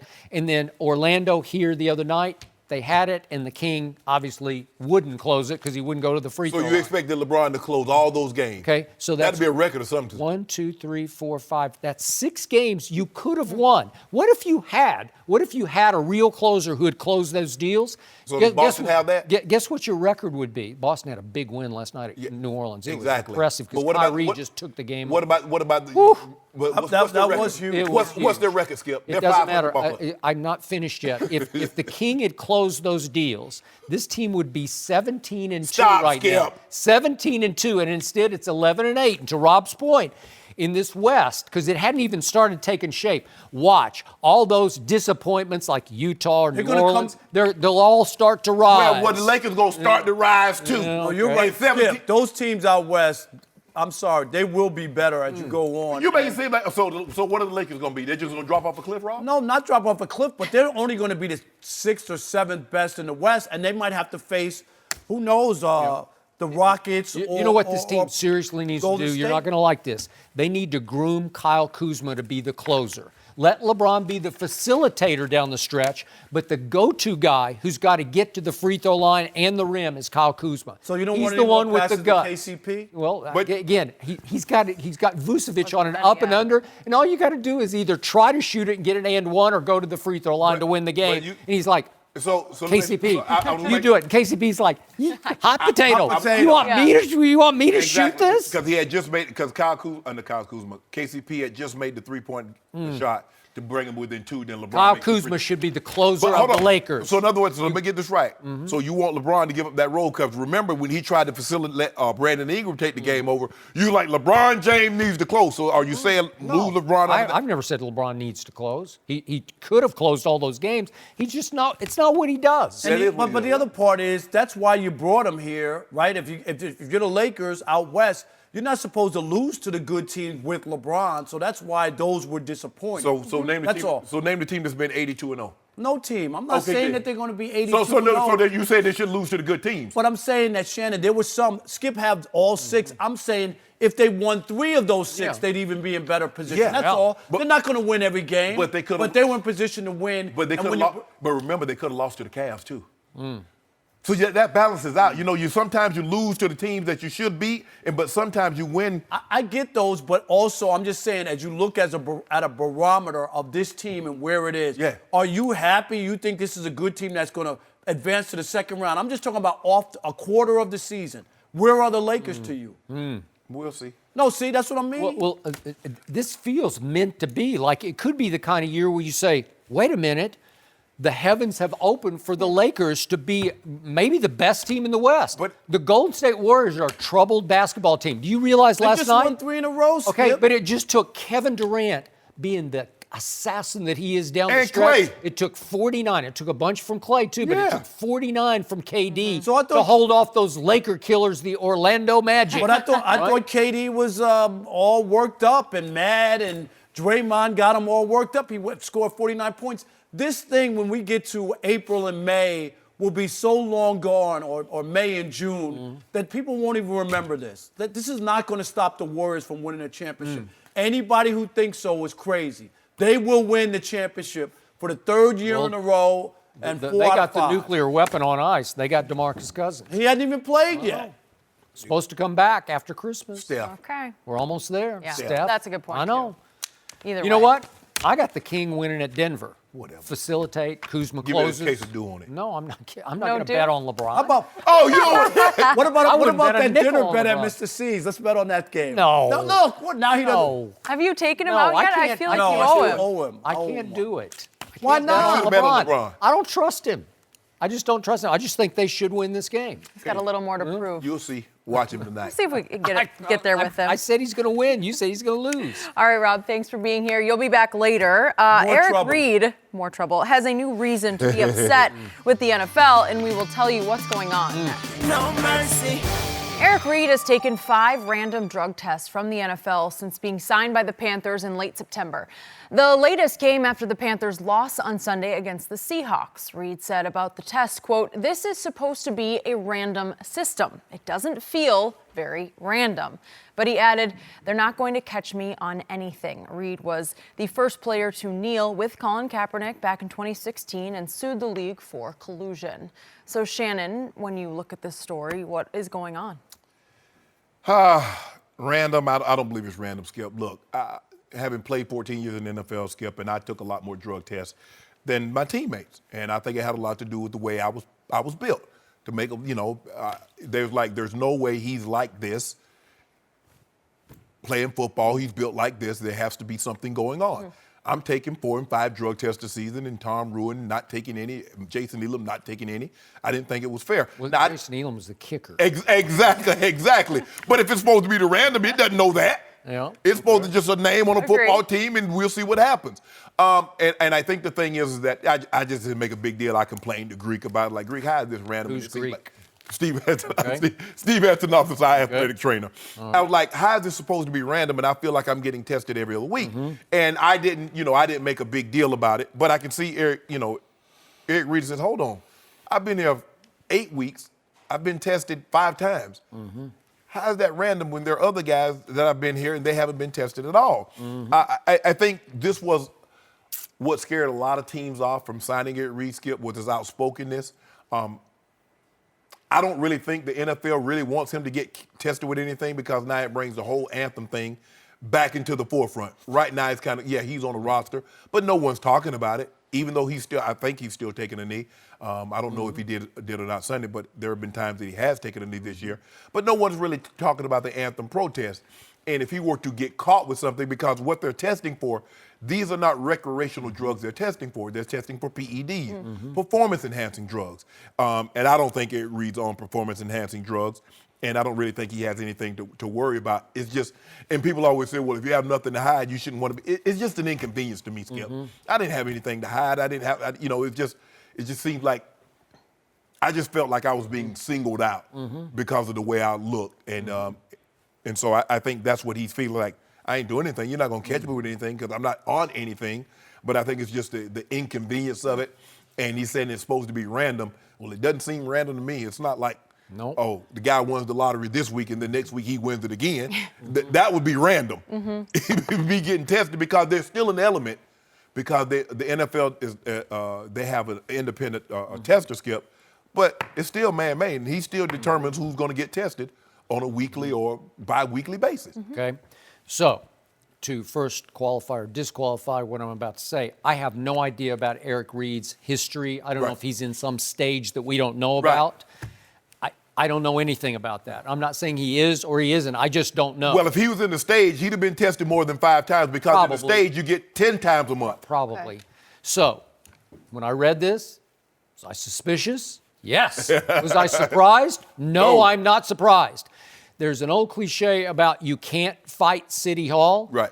This young man is fighting City Hall as hard as he can fight. And when he got a job I did not think he would get. Right. I didn't think the league, because remember, he has not dropped the grievance he filed against this league. Correct. When he got that job in Carolina for a pretty good football team, I was very happy for him. And I thought, okay, continue to kneel, but maybe you should back off just a little bit. He didn't back off 1 decibel, 1 inch. He has continued his verbal onslaught against the NFL when it comes to social justice. Correct. He is a social justice warrior, and he has remained exactly true to Eric Reid. Correct. At every step. Man, you're fighting City Hall here. You better be careful. And again, I've been getting, for his sake, a little squeamish because they were hot for a while, and they had the big win at Philadelphia when he went after Malcolm Jenkins before the game, but then he had 1 personal foul penalty, but he backed it up with a big play at the end of the game that got overturned, but I thought he ended the game with an interception. And then all of a sudden the bottom fell out of this team, and they have lost 3 in a row. Right. He's in jeopardy. He's at risk here of losing his job because you think the NFL loves him? No, they don't love what he's done. For me, Skip, it's just I don't really know what he hoped would come of it. It's not like because he's voicing his displeasure, they're going to test him any less. So I don't really know. I mean, maybe draw attention to it. I do see people talking about it on social media and talk about this is unfair. I don't know what's fair or unfair, Skip. But I thought it was unfair to me because I knew why they were doing it. It was because of the way I look. Okay. But this is just to create inconvenience and annoyance for Eric Reid, who won't drop his grievance. Right. That's what it smacks of. Right. I don't know that for a fact, but that's what it feels like to me. And again, if I were advising him, I'd say go ahead and kneel, but just calm down a little bit and just play football. This is not an issue. No. You've already brought attention to an issue that needed to be brought to. This is, I mean, people don't really, I mean, they're like, bruh, you're in the NFL, you're making millions, and if they want to test you, and you're going to complain about that? There are a lot of things that there are more, when you really get down to the crux of it, Skip, there's a lot more important things that people care about whether or not Eric Reid played a professional sport, making millions of dollars, getting tested. People don't really care about that. No. I don't really think they do. They don't. So sadly, but not shockingly, Colin Kaepernick is still without a job. Right. And Blake Bortles got benched. He got benched. That's a very good point. But also shockingly, Eric Reid does have a very good job. Yeah.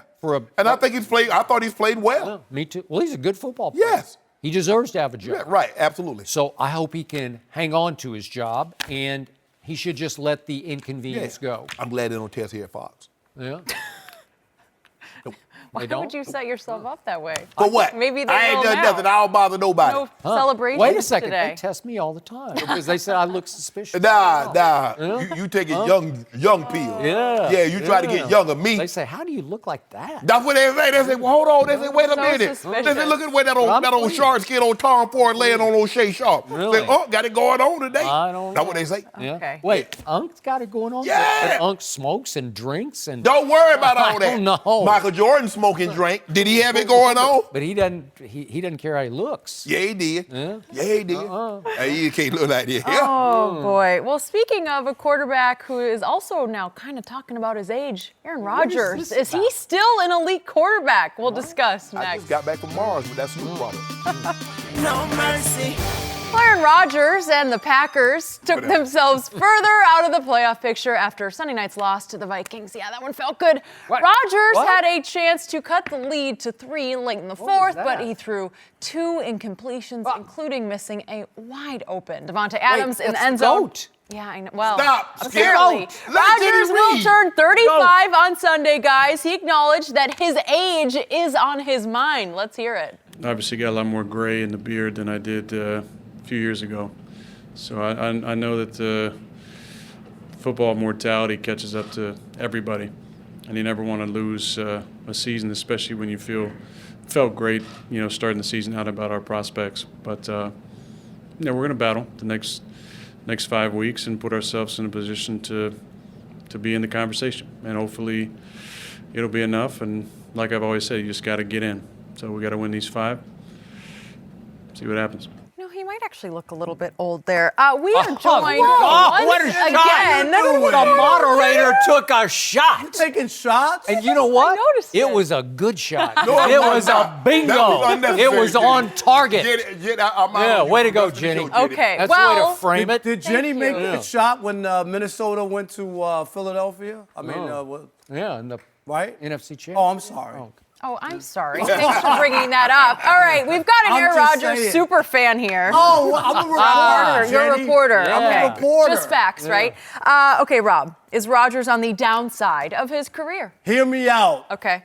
No way, no how. I've never You heard guys that will before. ever rue the day that you think that this man is done. I will root for the day. Hear me out. I bet you will. And Shannon, there's a difference between human years and dog years, Yeah, right? yeah. Okay. So Aaron Rodgers, this is his 14th season in the NFL, but he really has only played 10 NFL seasons. Correct. He sat 3 years behind Brett Favre. 3 years? Yes, Wow. those 2 years that he was injured combined to make 1 season of 16 games. So he hasn't been through the rigors and been beat up through all 14 years. So he still has years that could be tacked on at the end. Wow. And for people who believe that he can't win as he gets older and win a championship, remember, Tom Brady went 9 NFL seasons in between winning Super Bowls. 9. Tell Skip. Aaron Rodgers is currently, this is his 8th, right? So it's not impossible. So not only Breeze that. is approaching 9. Exactly. So this whole notion. Aaron Rodgers is at 9. No, at 8. No, it's 9. No, it was at. I'm giving it 9. No, it was at 8. Well, it's, You don't get give it the year. He won in 2010, so 8 years, right? Counting the season. So my point is, Brady went through a stretch where he was losing to Mark Sanchez, Jake Plummer. He lost Joe Flacco twice. So you have those stretches where things don't go your way, and you can lose and still rebound. I'm telling you, on the back end, if they go and do the right thing by Aaron Rodgers, get him a new coach. Doesn't have enough help. Go get Le'Veon Bell. Go Yep. get somebody to give him another weapon, Shannon, where he can run the football and throw him the ball out of the backfield. Aaron Jones is better than Le'Veon. I'm just saying. Come on, I'm serious. I would He is take really Le'Veon good. Bell if the Packers are finally going to go do something. They finally made a change last year with Ted Thompson, the general manager, right? Yeah. So now you complete the job. You get rid of Mike McCarthy. Go get a young guy who's willing to give Aaron Rodgers a better offensive scheme and game plan. And rearrange the deck chairs on the Titanic. No, it's not the Titanic. Because in the NFC North, are you kidding me? Matt Stafford, the Vikings. Trubisky. Kirk Cousins. Mitch Trubisky, you telling me that Aaron Rodgers isn't better than them? Well, he should Not only be. is he better than them, he'll be better than them, Shannon. For the next 8 years, he'll be better than all those guys. Wow. He's gonna play until remember he's what 43? I'm telling you. Here's the end story. Aaron Rodgers will win 2 more Super Bowls before age 40. He'll be 3-0 in the Super Bowls. He'll have the best quarterback rating in the history of the NFL, and he'll have the best touchdown to interception ratio in the history of the NFL. And he will go down as one of the greatest quarterbacks who ever played. Remember what I told you on this day. Do not count this man out. Aaron Rodgers is the NFL quarterback messiah. I will bet you 10 dinners right now that he doesn't win 2 Super Bowls before the age of 40. He's about to turn 35 on December the 2nd, Yeah, right? that's young. I just Sunday. told you 35. He's really 34, 31 in NFL. No, I'm not betting you. You wouldn't bet me to miss the C's a little while ago. No, I do not believe. LeBron James? I don't bet on LeBron. Is Rodgers on the downside? No, I do not believe No? he is. I think, here's a guy that has 20 touchdowns and 1 interception. He's on a pace to throw 29 and 2. I remember a guy 3 years ago that had a 28 to 2 touchdown, and we held him. He should be in the MVP discussion. But we're not talking about him. We're talking about Aaron Rodgers. I agree with We you. always have to change the subject when it's Aaron no, but Rodgers he's because 100% you're right. out of ammo. I'm talking about you Aaron. can't defend it I'm anymore. talking about Aaron, and I agree with you. Yes, he's about to be 35, but when you factor in the 3 years that he didn't play sitting behind Brett, he didn't get beat up, Skip. He doesn't have the normal wear and tear of a guy that started his career as a starter. So he still has a lot of tread on those tires.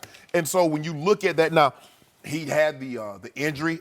He broke his collarbone last year, missed substantial time. How about the injury this year in Game 1? Everybody thought he was lost for the season. And so he's come back, and I've seen him play better, but there are not very many teams that wouldn't trade their quarterback that they have right now for an opportunity to have Aaron Rodgers. So I don't think he's on the downside.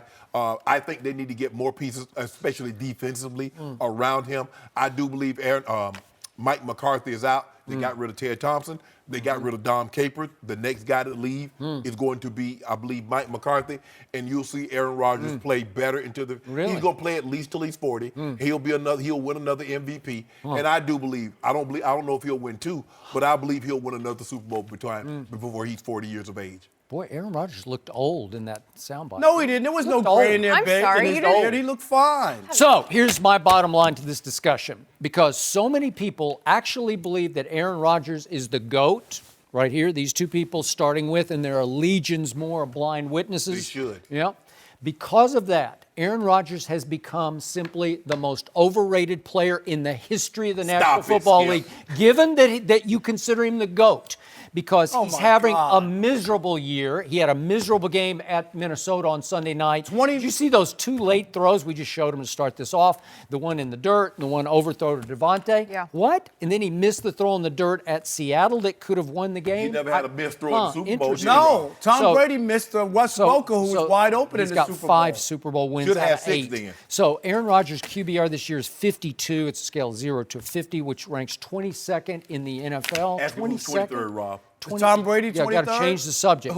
And I'm going to remind everyone that since Aaron Rodgers won his long ago Super Bowl, remember, it's about to be 2019, so it's 9 years No, it's ago. not. No, it's He not. won in 2011, Skip. At He the won next, in at the February next of Super Bowl, 2011. it will be 9 Super Bowls ago. Since he won his one long ago ancient history Super Bowl, he's 5-6 in the postseason. And look at his 5 wins over Joe Webb and Kirk Cousins and the Boat Trip Giants and the Des Bryant catch Well, game can that you should have look been at- a loss, and the Mason Crossbar game. Can you look at the losses where Shannon, the defense gave up 40-plus points in 3 of those? He lost 2 home games. He lost to Eli at home. He You lost, lost to Eli twice. Eli twice he in lost the to Super Colin Bowl. Kaepernick at home. Well, Colin Kaepernick rushed for, 300 yards or whatever. He Yeah. had an Thanks to unbelievable Jim game. Harbaugh and his beautiful, masterful Well, he game should plan. have had Shea Patterson rush for 300 yards against Ohio State. Really? Old khaki pants. I don't know. He went to soon 3 did. straight NFC championships. Well, we Did ain't he win? coming. But Did you he know win what? the Super You know Bowl? what, Skip Bayless? You know what? That Aaron Rodgers that we just heard, that sounded like a concession speech to me, didn't it? What about your guy? Sounded like he's What about just your guy? giving Somebody he up. didn't have the stomach to Really? throw the ball in the traffic anymore.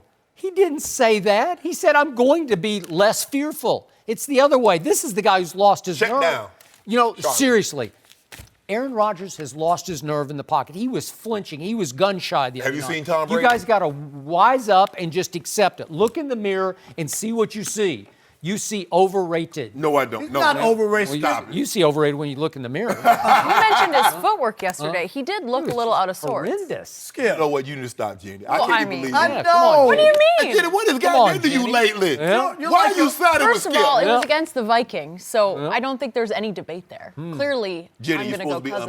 unbiased. I am unbiased right Oh, you now just- in the middle every You day. just said it was because against the Vikings. Well, Vikings is You've done different nothing but discussion. take shots at Aaron Rodgers. Well, I'm sorry. Aaron Rodgers is the Messiah. I'm He's from the Minnesota. great's He's the thrower of Messiah. football. If anyone's he's ever the thrown. Messiah, he's the most overrated player in the history of pro football. He is not. Seriously. Stop saying that. Yeah. It's Well, not. he How is. could you have the greatest quarterback rating of all time and touchdown to interception ratio and be overrated? That doesn't even make sense. Seriously, if Tom Brady were playing this way for this team at 4-6-1, He is.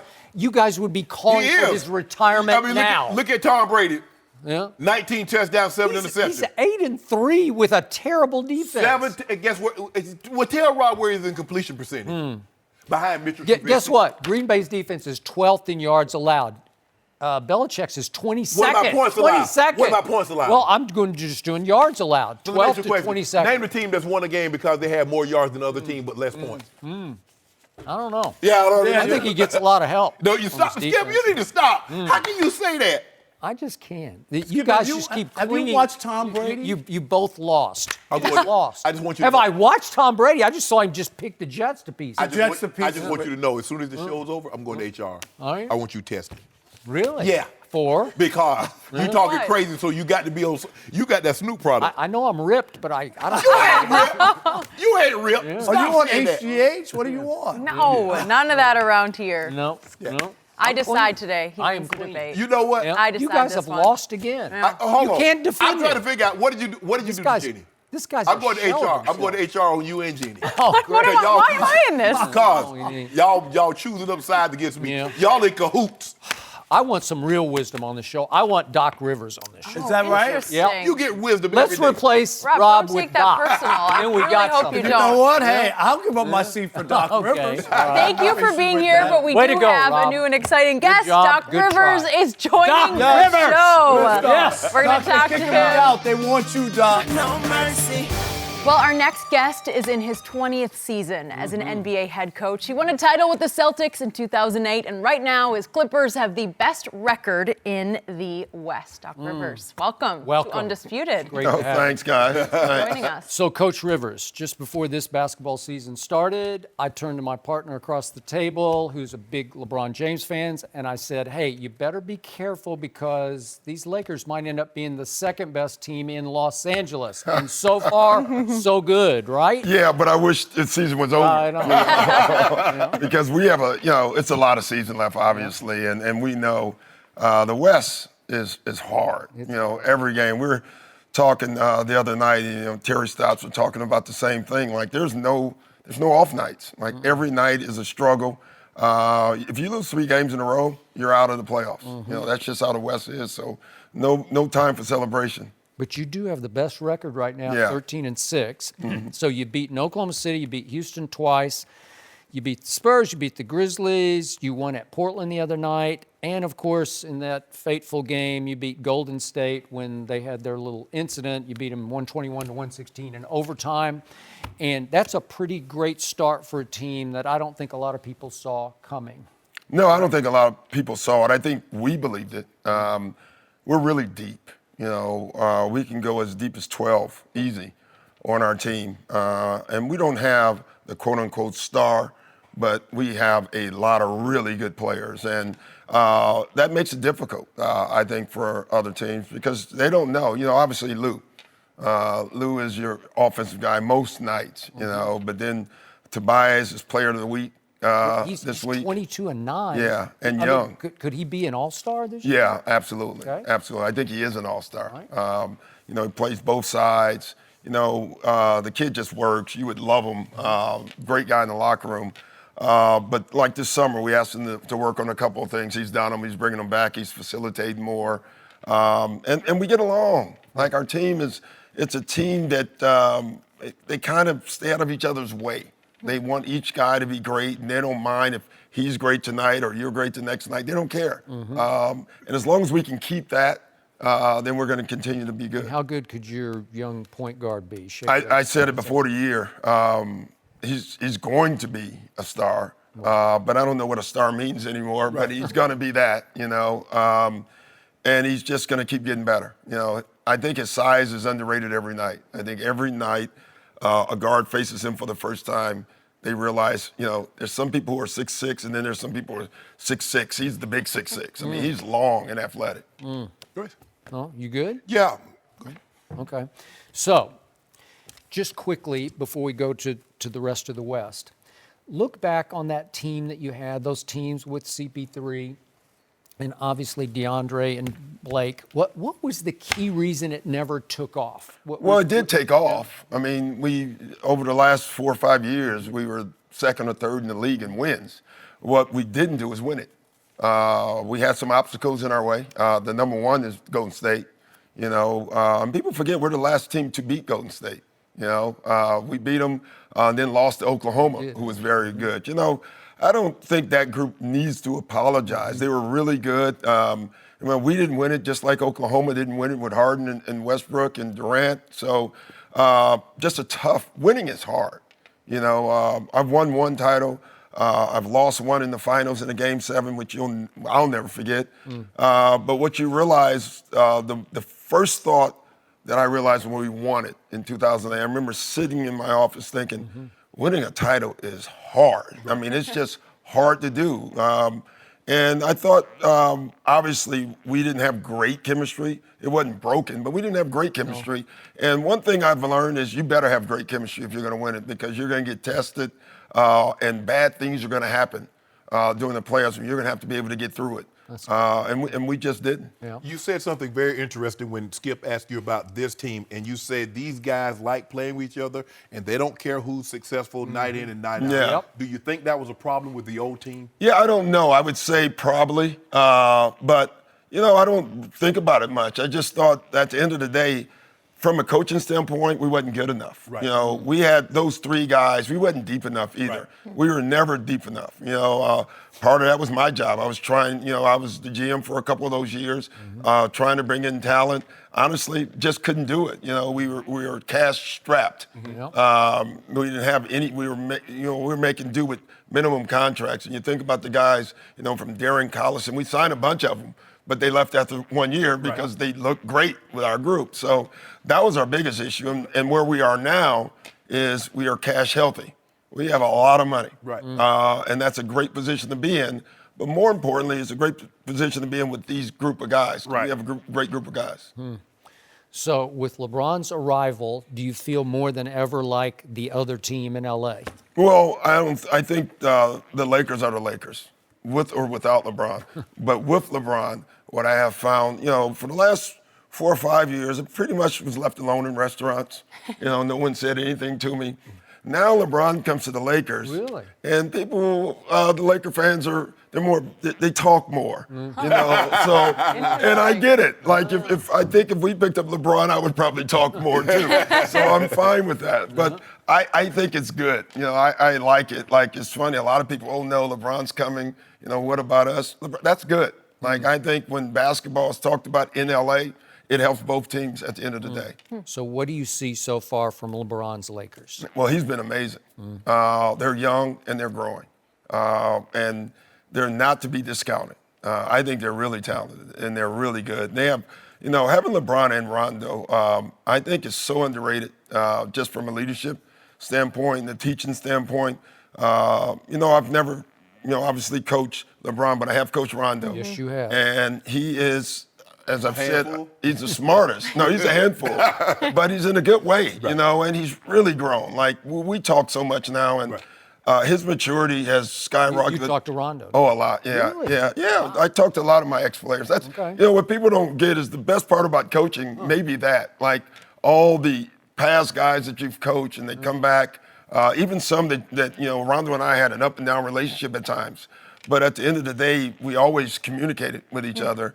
And what I learned with Rondo, you have to, because he is the smartest guy I've ever been around basketball-wise. Wow. And he studies like a coach. And I think that is going to help the Lakers at the end of the day.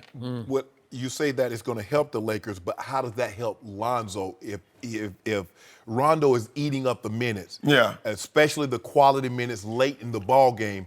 Does Lonzo ever reach the potential that they need in order for him to move? Because Rondo is going to move on at some point in time. Yeah, I think it helps him in the long run. And I'm a more believer, especially in football for years, they never played the rookie quarterback. Right. It used to drive me crazy.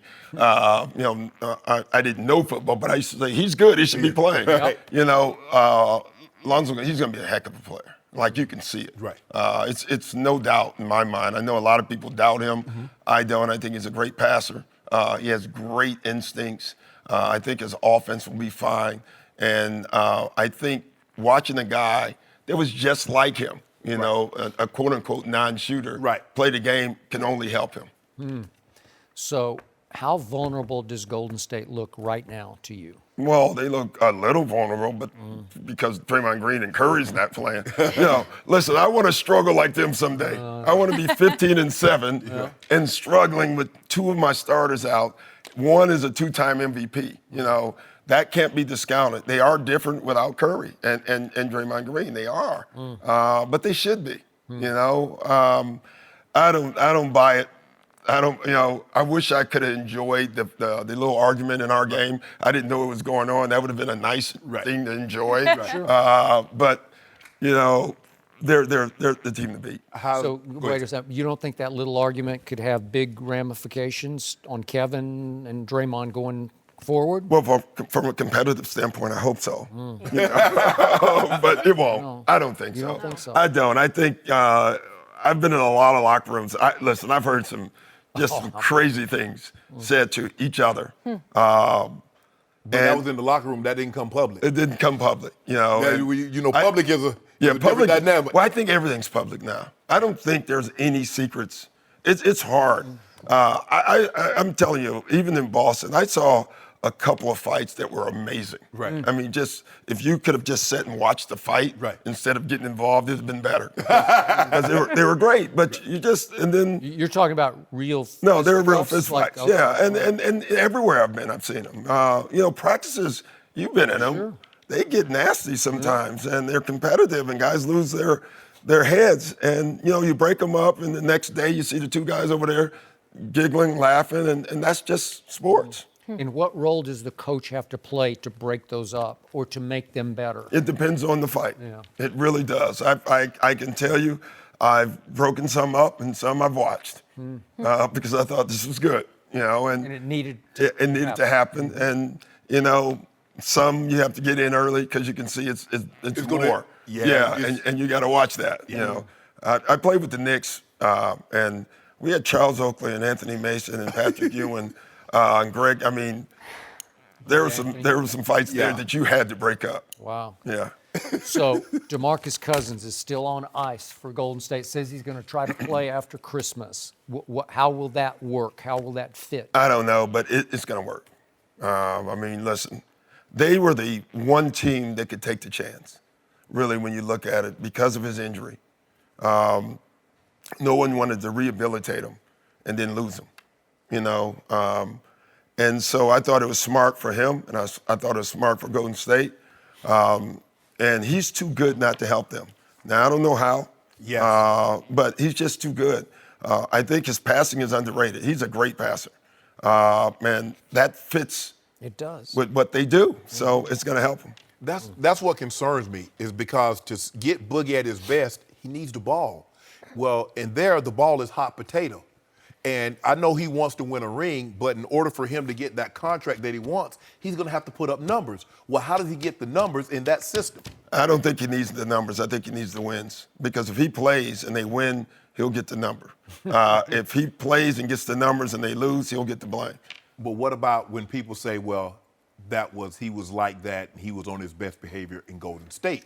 How can we be assured that when he comes here and there is no culture like in Golden State, he's going to be on his best behavior? And then don't bring him into a bad culture. You know what I mean?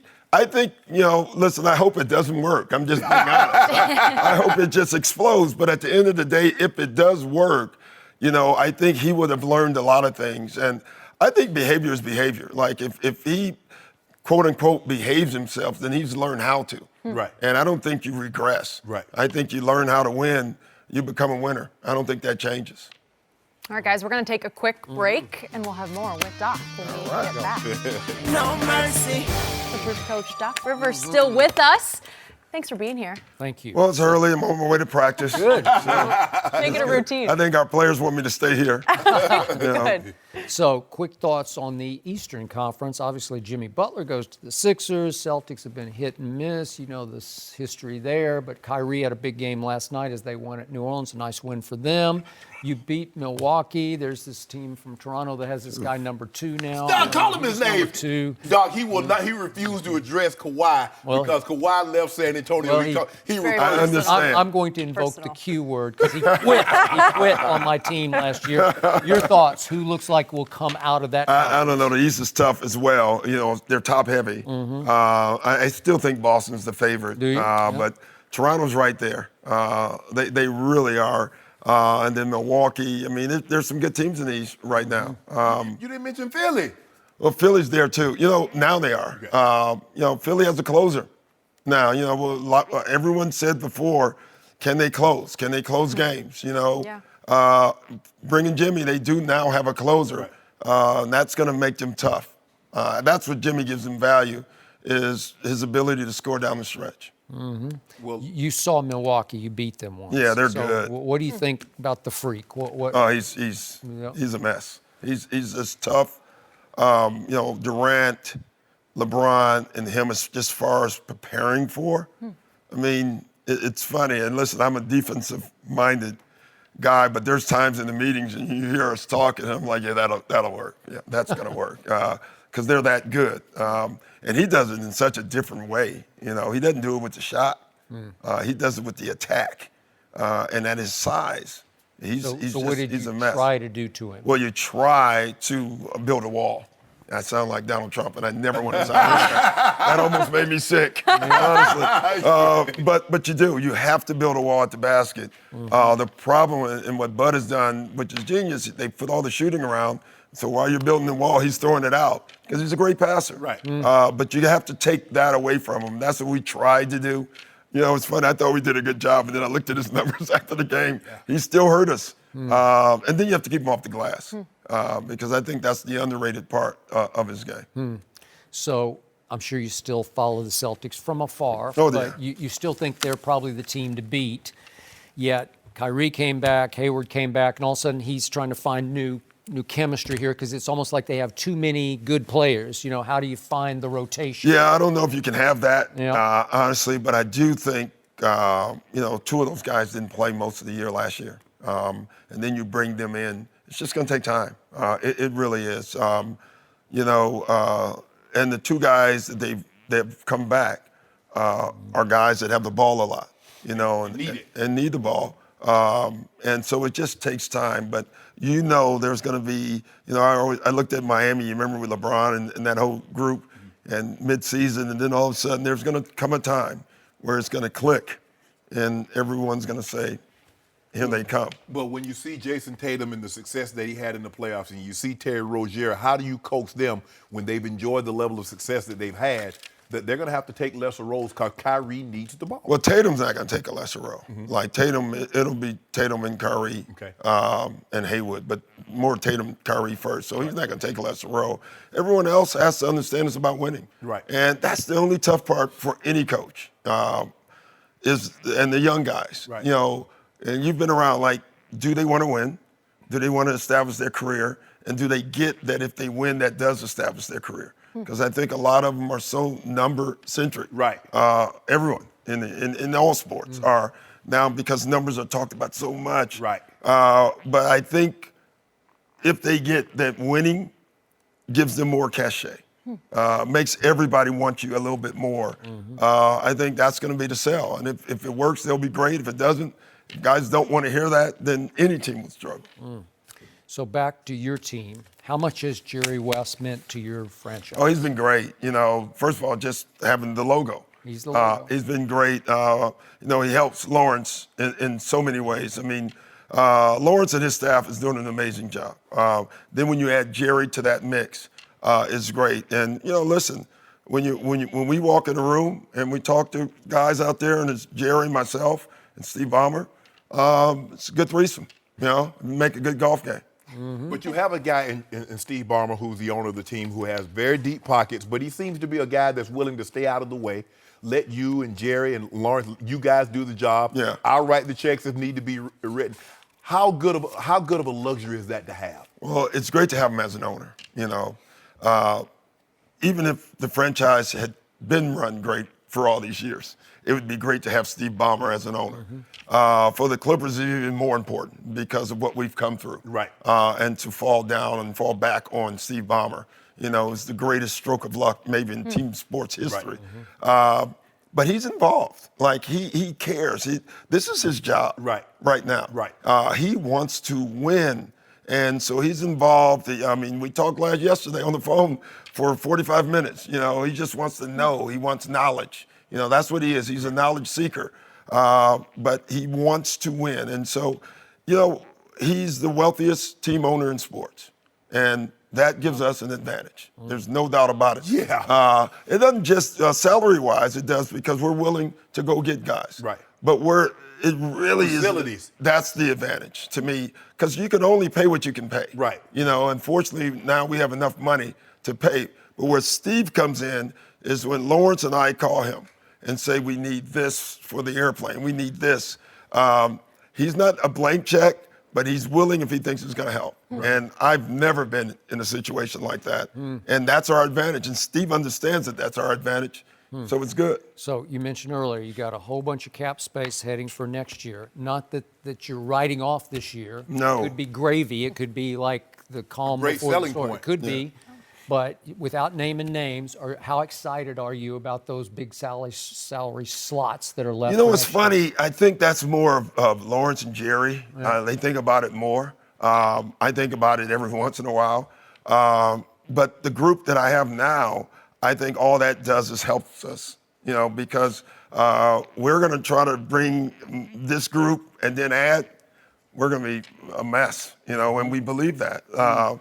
But this group is proving how good they are. And I think what's going to happen, and I'm hoping, is guys are going to look at this group and how the fun we have, how hard we play, and how serious we are, and say, I want to join them. And I think that's important. Sounds like early Golden State to me, right?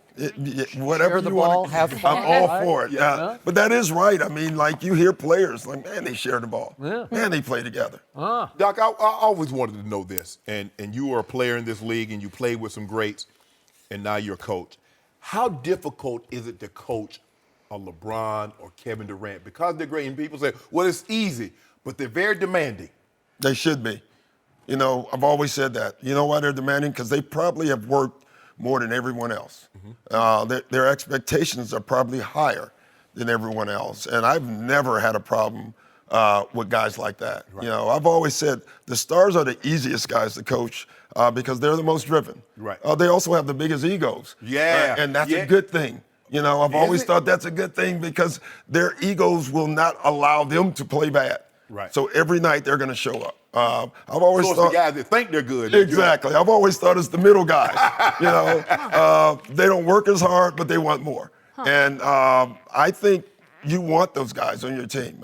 There's some that don't work. Right.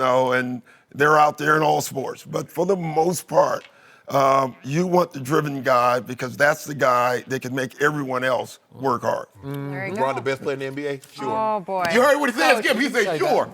Doc, Well, he has to. thank you. Oh, for being thank here. you. Pleasure to have Thank you. you, Doc. Pleasure to have Appreciate you. it, guys. Anytime you want to swing by before practice. Hey, he's pretty good. Well, since you ended with a LeBron topic, let's talk more about LeBron. What will he do tonight in Denver? We'll discuss that next. No mercy.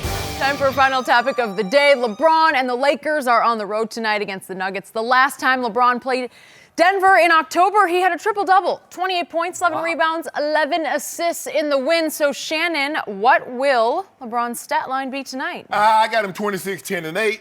8? Yeah, 26. But do you not believe in your man anymore? Yeah. 8? Come on. They're a different team on the road. 8? You just heard Doc say the Nuggets are really good at home. Yeah. Now you heard him say that. That was We're off camera. Oh, my bad. They're really good at home, Skip. And like I said, when you turn the ball over, it limits your possessions in which you can get. And they don't shoot the free. If LeBron would legitimately be averaging 30-plus points a game, Skip, if he shot 80% from the free throw line. So this is why I'm going to give him 26, 10, and 8. He is not going to shoot 80%. He will. Free throw line. He will not. He will. He will have a triple-double tonight. No, though. And I think the Lakers are going to win this game. Interesting. I just think they're going to win. Did they not beat the Denver Nuggets at home? They did. Did not Lance Stevenson take over the game in a crucial Stop! stretch? No. He did? See, you was going good, and I know what you're trying to get me to do. Talk about Lance saved his bacon. Lance Well, saved he his did bacon. save No, his he did bacon. not. And by the way, Denver had lost 6 out of 7 before they won their last 3 games, and they have lost at home this year. Houston went in there and beat them by 10, 109-99, held them under 100. Yeah, but James had, you get James Harden getting one of those freaky games. Like I said, wait, you're saying James is better than LeBron? No, I Skip. don't know. Well, James had a historic night last night. Yeah, and guess who won? The Wizards. Not Houston. Exactly. When you turn the ball over on the road, no matter how great a performance a guy has, you can lose the game, and that's what I think this happens. is going to be a king game. Okay. King me. No mercy. Thanks for listening to the Undisputed Podcast. I'm Jenny Taft. Join us again at the same time tomorrow morning, 9:30 Eastern. We'll see you then. Fox Sports 1 of 1.